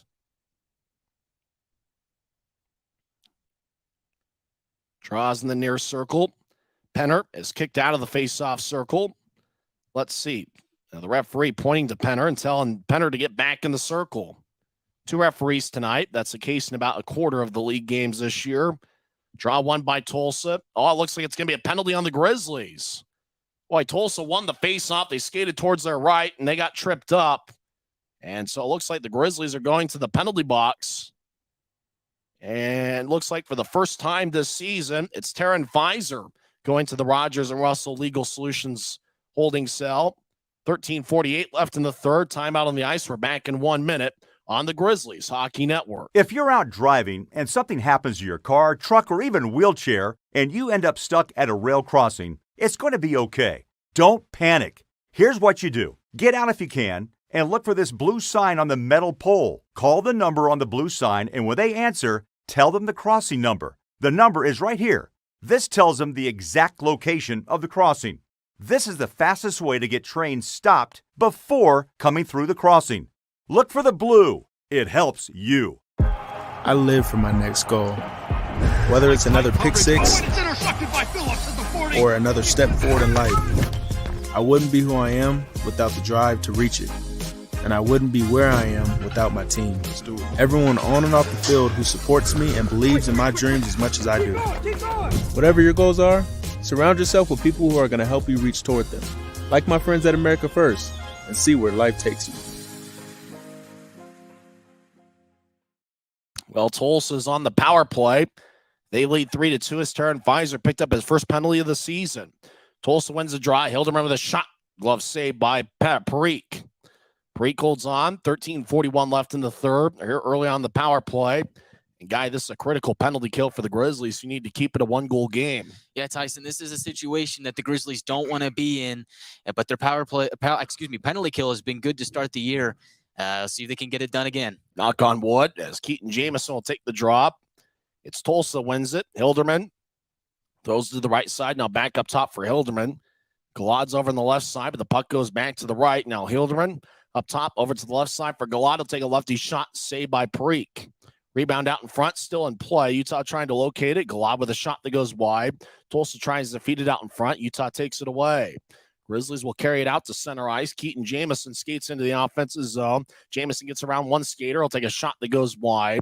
Utah makes a line change.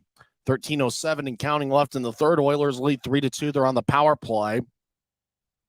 So they'll veer off to the left and enter the zone. Tulsa skates towards the corner. Hilderman gets around Bryson Martin. He'll chip it over to the far corner. Tulsa gets knocked down. Utah gets the puck. Grizz cross center ice, 2-on-2. Utah gains the line, skates towards the left side. Now around Tulsa's net. James Shearer gets it taken away. Shearer delivers a hit. Tulsa gets the puck back. Tyler Polson back with it in the Oilers zone. 12:30 left in the third and counting. Tulsa leads 3-2. As the Oilers skate down the middle, they cross center ice. Tulsa gains the line, and they get hit pretty hard by Shearer as Alex Crom got hit. There's a puck back around the net. Tulsa back to the right side. Will feed it up top. Oilers get it across to Carl Boudrea, who's got one goal this season. He'll feed it to the right side. Tulsa gets to the far goal line for Soper. He tried to feather it out in front. Parikh cuts it off and covers up with 12:05 left in the third here, late in Tulsa's power play, as the Oilers had a couple looks there, but Lucas Parikh was able to close the door. Yeah, Lucas Parikh made a few good saves on that last sequence to keep the Grizzlies in the game, and the penalty kill has done a good job thus far. Lucas has now stopped 24 of 27 as the SpongeBob SquarePants theme. It's interesting, their jerseys, the SpongeBob SquarePants themed jerseys, look just a little bit different than what the Grizzlies wore on Monday. Similar, but yet there are some differences to them. Go to the social media page of the Tulsa Oilers to find out what they look like if you haven't seen them. Utah wins the draw. McDonald clears it out. And I believe here shortly, the Grizzlies will be out of the penalty box, and they'll be Tyson Pfizer as the Oilers skate around the net. 11:50 left in the third. As the Oilers dump it in, they're still on the power play. As McLaughlin will throw it back towards the left point. Pfizer's out of the box. Good penalty kill by the Grizzlies. As they've been perfect this weekend. Grizz cross center ice, dump it in. They got redirected, so no icing. As the Oilers have the puck skating from right to left. 11:30 left in the third. Pfizer delivers a hit at center ice. Tulsa dumps it in. Preek behind his net cuts it off, and he'll feed it to the far side. Grizzlies skate from left to right. Pfizer will nudge it across now to Penner. Penner gains the line. He'll drop it off looking for Raby, but Raby stopped at the point. The Oilers clear it back into the Grizzlies zone, taken by Shearer, who's behind Utah's net. Shearer has an A on his sweater. He was the former captain of the Brandon Wheat Kings of the WHL. Turnover, right side. Tulsa lefty shot goes wide. Puck ends up along the near boards. As the Grizzlies skate with speed, Dylan Fitz will move it across towards Cam Strong, who couldn't handle it. Now into the zone, Jordan Martell. Martell on the left side gets hit, gets divorced in the puck. Tulsa clears it back into the Grizzlies zone. Bryson Martin gets it. 10:38 left in the third. Martin will start the attack with good speed. He'll skate down the middle. He'll throw a right wing pass to Martell. Martell skates into the right circle, stops near the corner. Now reverse back towards the point. Martell feeds it back to the corner that he vacated. Strong around the net. Will throw it back towards the left side. Grizzlies lefty shot, and it's blocked by Strong. Strong gets up slowly as he'll skate back towards neutral ice. Tulsa across the center of the puck. They lose it. Dylan Fitz gets it taken away. Rolls back towards the Grizzlies defenseman who moves it back to neutral ice. Martell in the area. It's the end of Utah's shift. As the Grizzlies dump it in as it bounces in the Oilers zone. Alexander has to play the puck in the crease, so Utah makes a successful line change. Oilers cross center. Now they carry it in. As McLaughlin, who's got the deciding goal right now as he scored in the second period after both teams scored 2 in the first, loses the puck in the right wing. Grizzlies move it ahead towards center ice. Grizzlies cross center, and Cutler dumps it in as it bounces off the end boards. Oilers will skate back towards the near side. They'll throw a backhand pass to center ice from McLaughlin. He'll feed it down the middle. Sheriff gets around a Grizzly. Oh, good poke check by Utah. As puck back to the neutral ice, Cutler loses it. As it goes back to Tulsa as they re-enter the zone. Left side, Oilers get around Nilsson as they skate towards the corner. Nilsson delivers a hit. Now Utah delivers another big hit. Grizzlies get the puck in neutral ice. 2-on-2. Right wing pass to Wright, who steps over the blue line. He gets it poked away. He'll feed it across as he was able to get it back. Now right side, Grizzlies trying to feather a pass across. It's picked up by the Oilers. About 9 minutes left in the third period. Grizzlies make a line change as Tulsa holds on to the puck in their own zone. The Oilers make a line change of their own. As Tulsa leads 3-2, they've outshot the Grizzlies 28-16. Now Tulsa will start the attack skating from right to left. As across center ice, Hilderman enters the zone, and he'll dump it in. Preek behind his net will throw it back towards the far side for Shearer. Now across towards the near boards for Pfizer. He's got 10 goals this season. Pfizer across to Raby. Raby steps over the line. Left wing centers it to Penner. Penner couldn't accept the pass as he was cutting towards the net. Now Tulsa back to the right wing, skates towards the circle, take a shot. Saved by Preek. Rebound goes back towards Utah. Raby out to neutral ice. Penner in the area as well. Puck near the Tulsa bench as Penner will throw it back across. Utah chases after it. Grizzlies collide along the near boards. As Pfizer over there, as Alex Gilmore gets there first and dumps it in. Jackson Leaf in the near corner. One-on-one battle with Cam Strong. As Strong gets cut off by Leaf. Leaf will feed it back to the right point. As the Oilers back in the right corner have it. As they'll skate towards the right circle. Lefty shot. Pad saved by Preek. Puck still in play. Rebound goes out to Utah across the center ice. Strong tried to dump it in. Leaf takes it away. Leaf at center ice will bounce it on to Preek, and Preek gets it on 2 hops of the ice, and he covers up with 7:37 left in the third. It's the Oilers 3 and the Grizzlies 2. Neither team has scored here in the third period as We'll be back in 1 minute on the Grizzlies Hockey Network. Mavericks' new Bean to Cup machines always deliver a freshly ground cup of coffee on demand, so you can enjoy any of our premium roasts at their best, day or night, hot or iced. Enjoy a fresh cup today. When you pay with the Nitro card at Maverick, you always save 10 cents or more on fuel every gallon, every day. And you could save a whole lot more thanks to Nitro Best Price. Pick up a Nitro card and upgrade your Adventure Club.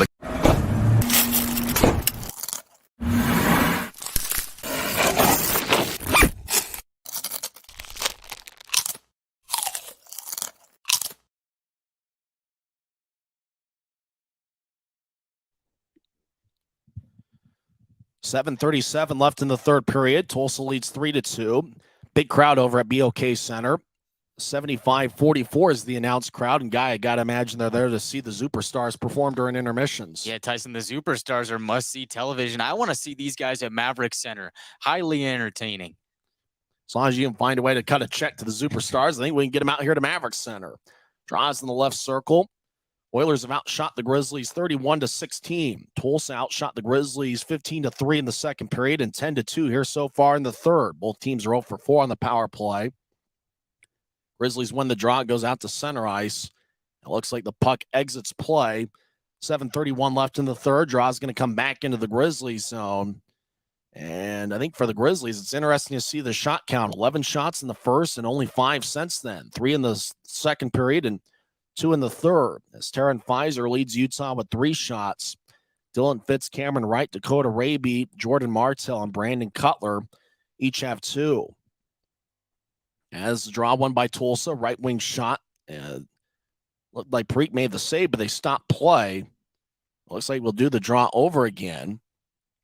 Alex Gilmore with 1 goal tonight and 3 on the season will take it for Tulsa. Cam Strong will take the draw for Utah. As the face-off is won by Tulsa, they'll take a lefty shot that goes wide. As the Oilers skate towards the far side, they drop it off to the right circle. Tulsa feeds the middle, righty shot, blocker saved by Preek. Rebound goes out to the near side.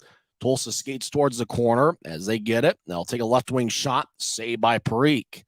And Lucas holds on. He's been busy, but after giving up the 2 goals early on, looks like he's played a pretty good game. Yeah, Tyson, he has had a pretty good game, and it seems like he's bounced back from the first 2 goals that he gave up, and he's had a really solid game since then. There might be a little bit of rust in terms of game action. Before playing tonight, the last game that he appeared in was December 23rd against the Idaho Steelhead. So it'd been about a month since Preek had seen some game action.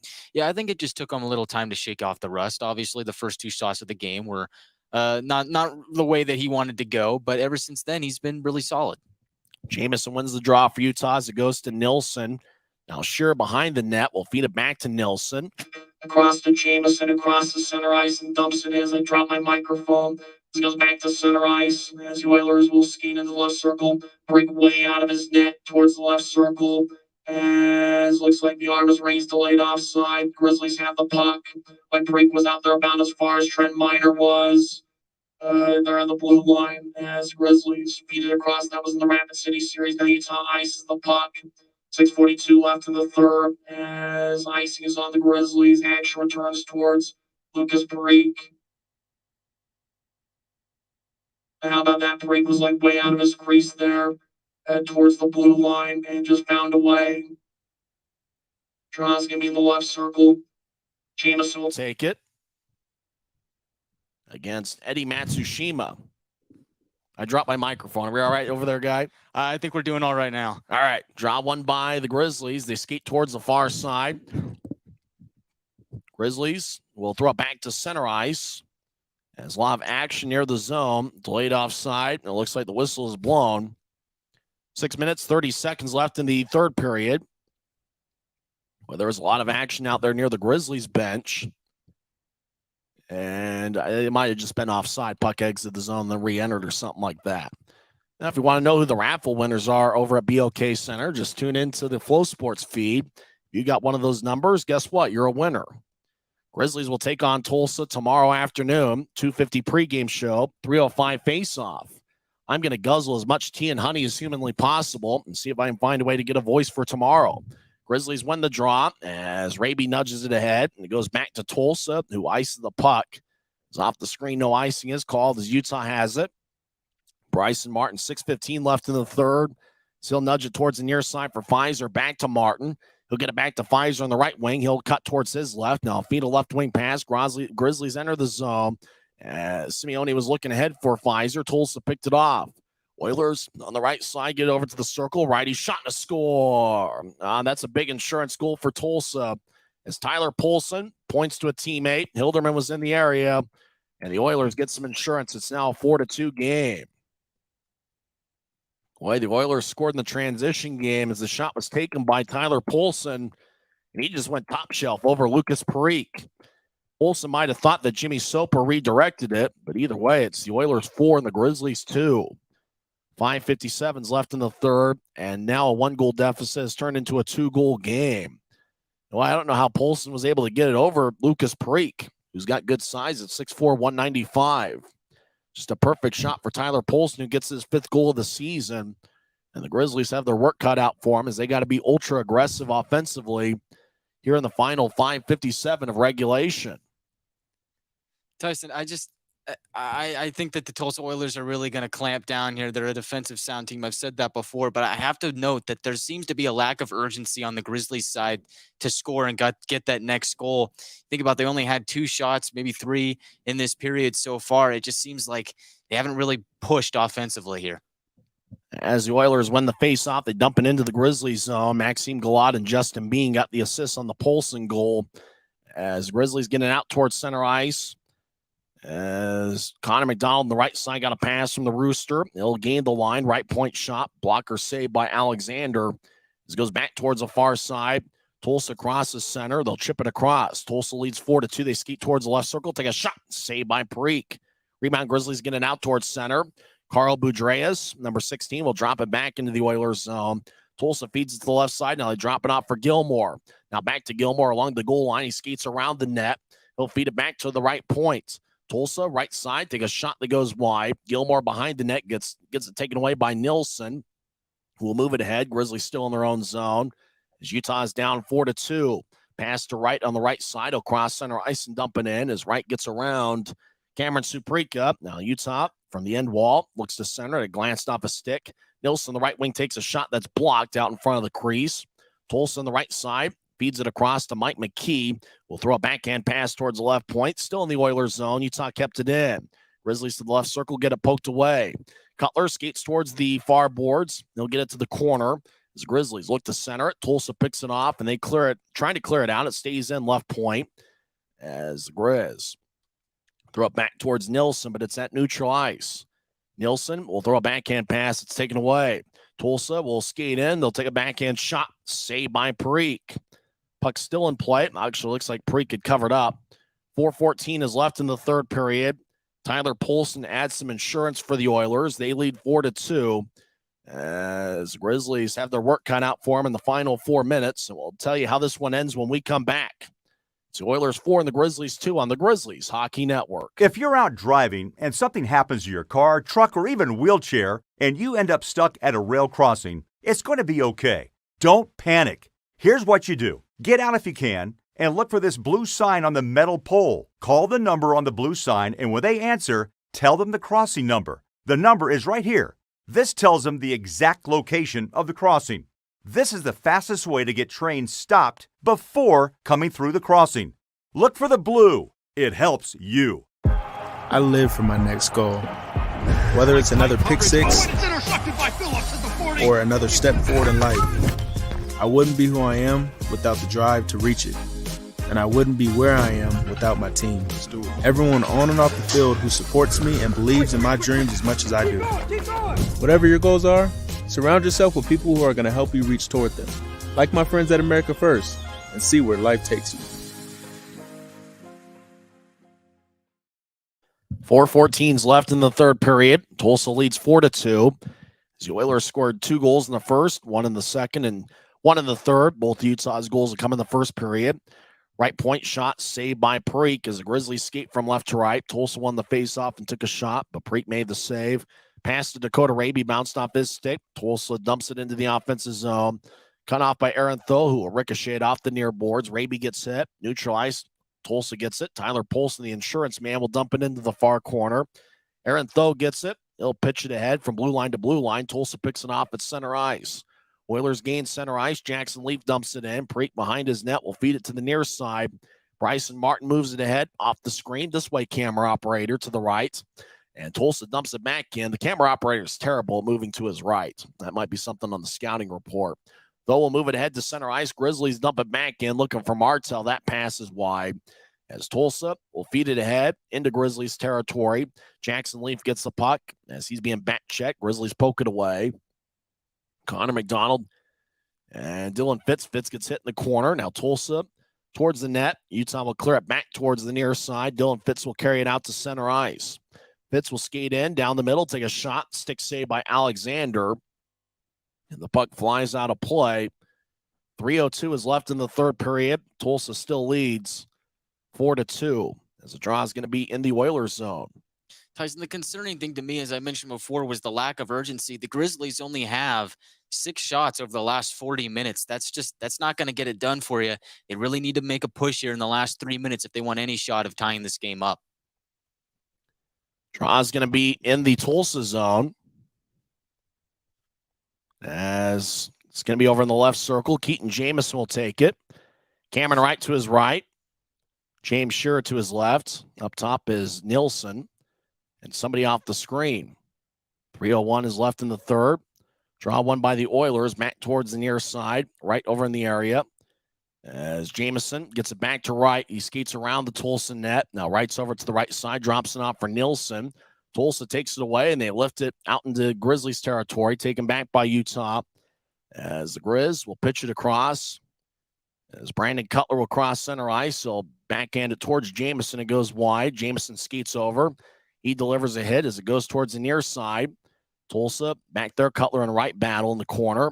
Cutler will feed it across to the left side for Nielsen.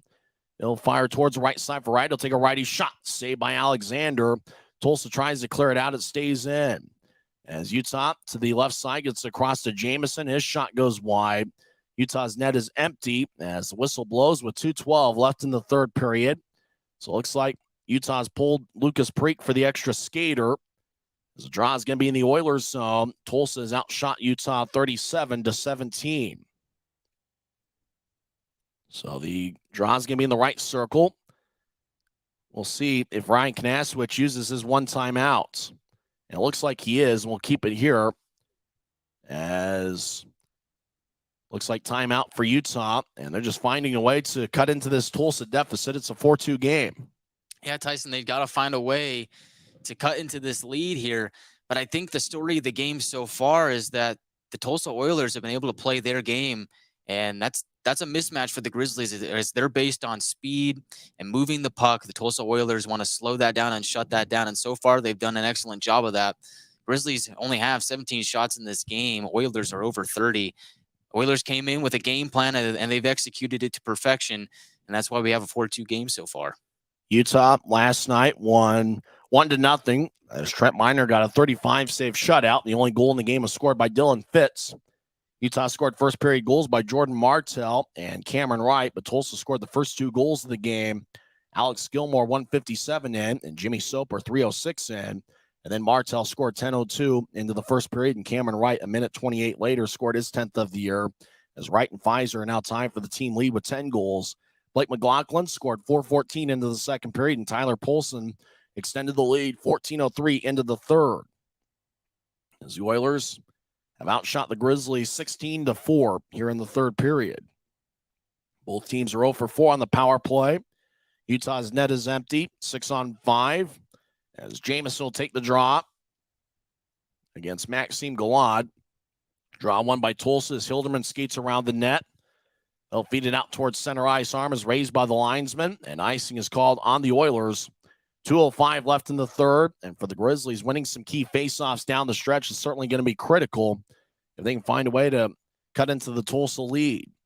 Either way, the Grizzlies will take on Tulsa tomorrow afternoon. 2:50 pregame show, 3:05 faceoff, and the Grizzlies are hoping it's not the rubber match, but they obviously take a big-time comeback to do so.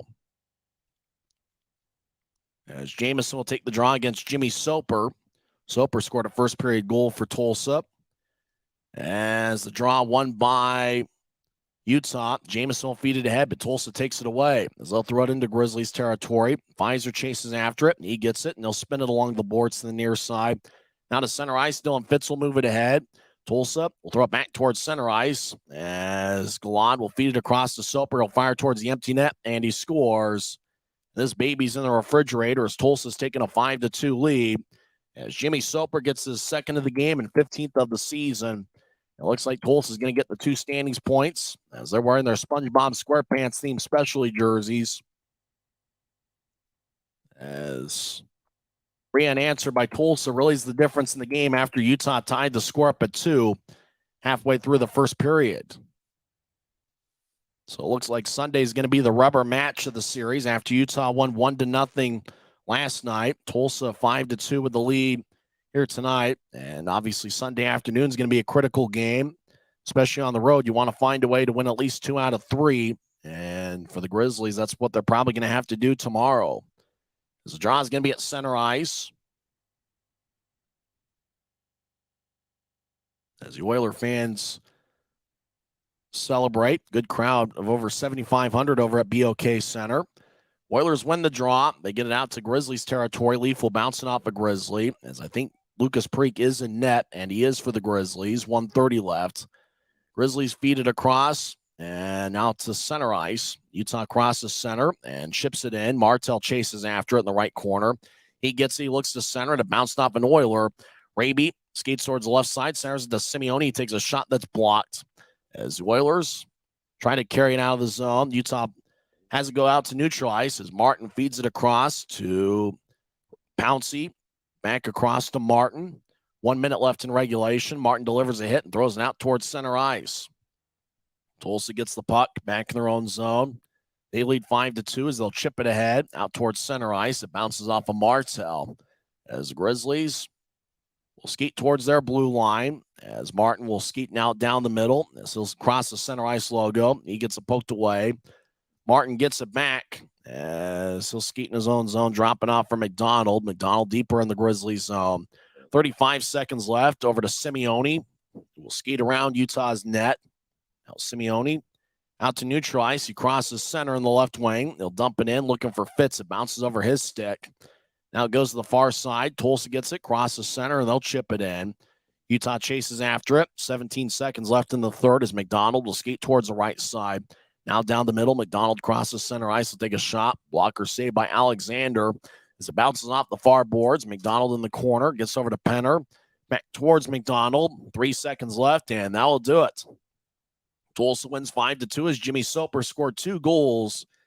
And the Oilers scored 2 goals in the first, 1 in the second, and 2 in the third. Grizzlies got first period goals from Jordan Martell and Cameron Wright. But it just wasn't enough as the Oilers win the second game of the series. The rubber match will be on Sunday afternoon as Utah won 1-0 last night. Tulsa wins 5-2 here tonight. And on Sunday afternoon, 2:50 pregame show, 3:05 face-off will be the rubber match as everybody goes to congratulate Gage Alexander, who gets his first win of the season. His record goes to 1-2-0-1. Lucas Preek stopped 33 of 37. His record falls to 3-7 on the season. Post-game show coming up next in 1 minute. Once again, the final score over at BOK Center. It's the Tulsa Oilers 5 and the Utah Grizzlies 2. This is the Grizzlies Hockey Network. Maverick's new bean-to-cup machines always deliver a freshly ground cup of coffee on demand, so you can enjoy any of our premium roasts at their best, day or night, hot or iced. Enjoy a fresh cup today. When you pay with the Nitro card at Maverick, you always save 10 cents or more on fuel every gallon, every day. And you could save a whole lot more thanks to Nitro Best Price. Pick up a Nitro card and upgrade your Adventure Club account.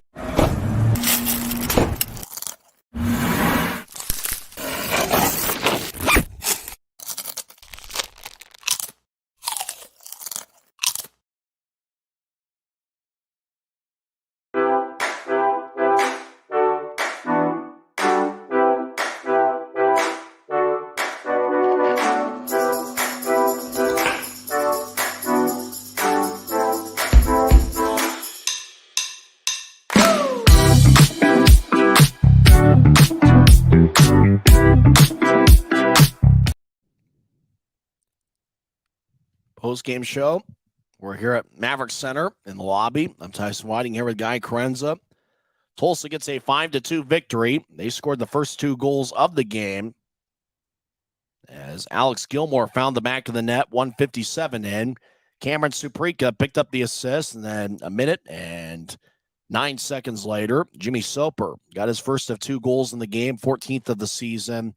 Maxime Gallant and Mike McKee with the assists.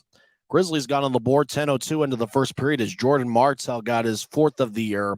Dakota Raby and James Shearer with the assist. And then a minute, 28 seconds later, Cameron Wright tied up the game with his 10th of the year. Brandon Cutler and Keaton Jamison with the assist. The score was tied at 2 after 20 minutes of play. Tulsa took a 3-2 lead as Blake McLaughlin scored his first of the year, 4:14 in, and it was 3 seconds after the end of a Tulsa power play. Neither team had a power play goal in the game as both teams were 0 for 4 on the power play. Soper and Bean with the assists. Tulsa led 3-2 after 2 periods. Tyler Polson added some insurance, 14:03 into the third period. Galad and Bean with the assists. As Galad had 3 assists tonight, and Justin Bean had 2 helpers. And then Jimmy Soper got an empty netter, 18:15 in, with Galad and McKee getting the assists. So Mike McKee had 2 assists, so did Justin Bean. Maxime Gallant had 3 assists.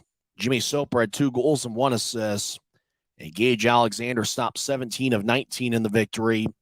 For the Grizzlies, 3 shots each for Taryn Pfizer, Dylan Fitz, Cameron Wright, and Jordan Martell. And then 2 shots each for Dakota Raby and Brandon Cutler. As Utah had 11 shots in the first, 3 in the second, and 5 in the third. Tulsa had 6 shots in the first, 15 in the second, and 17 in the third, as the Oilers doubled up the shot count, 38-19. And Lucas Parikh in net for the Grizzlies stopped 33 of 37. But guy, it was an even game after 1 period, and even it felt like it was pretty even after 2 periods, but Tulsa just came away and, really, you think about the shot count in the third period, 17-5. Unfortunately, from the Grizzlies' perspective, last 2 periods, they just couldn't find a way to get many scoring chances. Yeah, Tyson, and that was the problem. Is I think that you think about the Oilers putting up 38 shots and the Grizzlies putting up 19.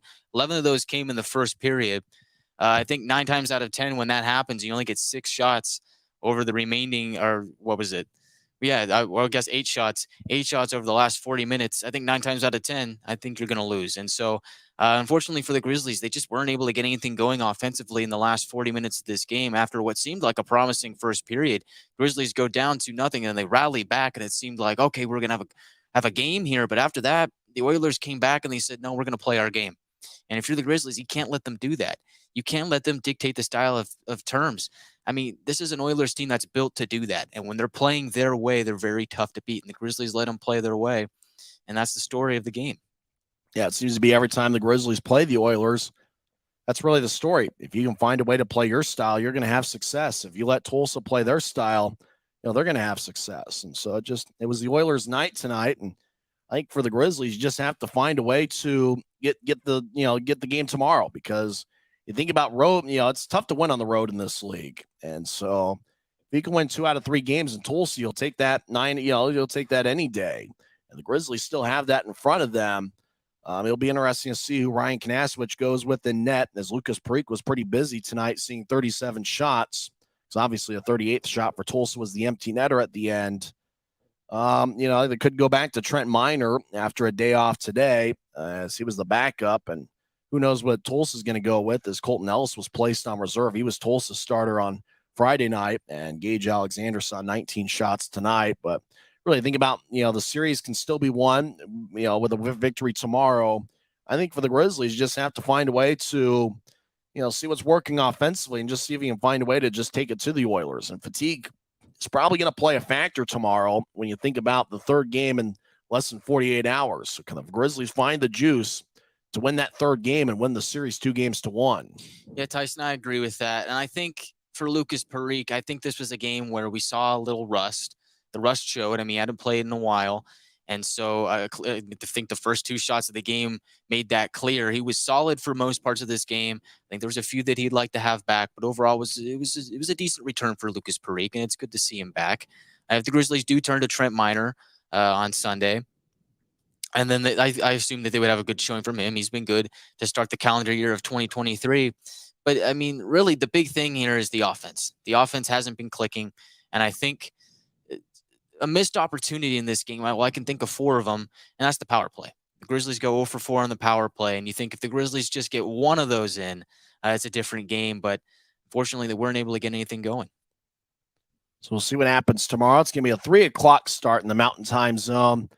2:50 pregame show, 3:05 face-off. What do you think's the pick-to-click winner? You think about, the goals were scored by Martell and Wright. I'm not sure there really, was a pick-to-click winner tonight because, how do you decide between the 2 first-period goals? But, do you think anybody wins the pick-to-click tonight?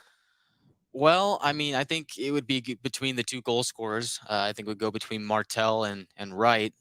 Wright had an amazing snipe on that shot. That was a really good-looking goal, but Martell, man, that was a heck of a move. So, I think we'll give it to Martell. I don't think we've given him some love in a while on the pick to click. So, if anybody's got Martell, then I think we'll accept that. But I think I would also take Wright.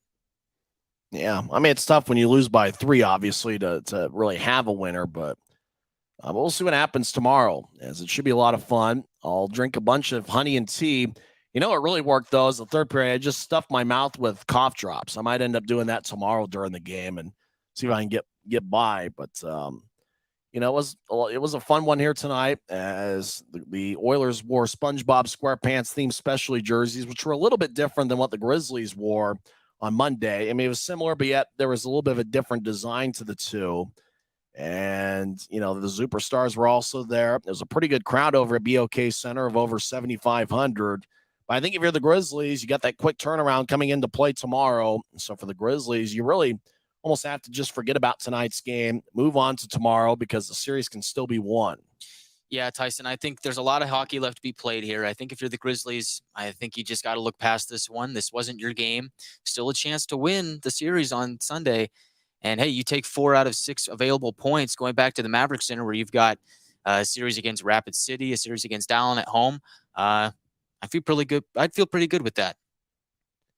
Well, how about wrap things up? We're at Maverick Center. The Grizzlies are over at BOK Center. Now, the Grizzlies' penalty kill is pretty good tonight. They were a perfect 4 for 4. And the Grizzlies, over the last 9 games, their penalty kill is 33 for their last 35. So the penalty kills look good for the Grizzlies as of late.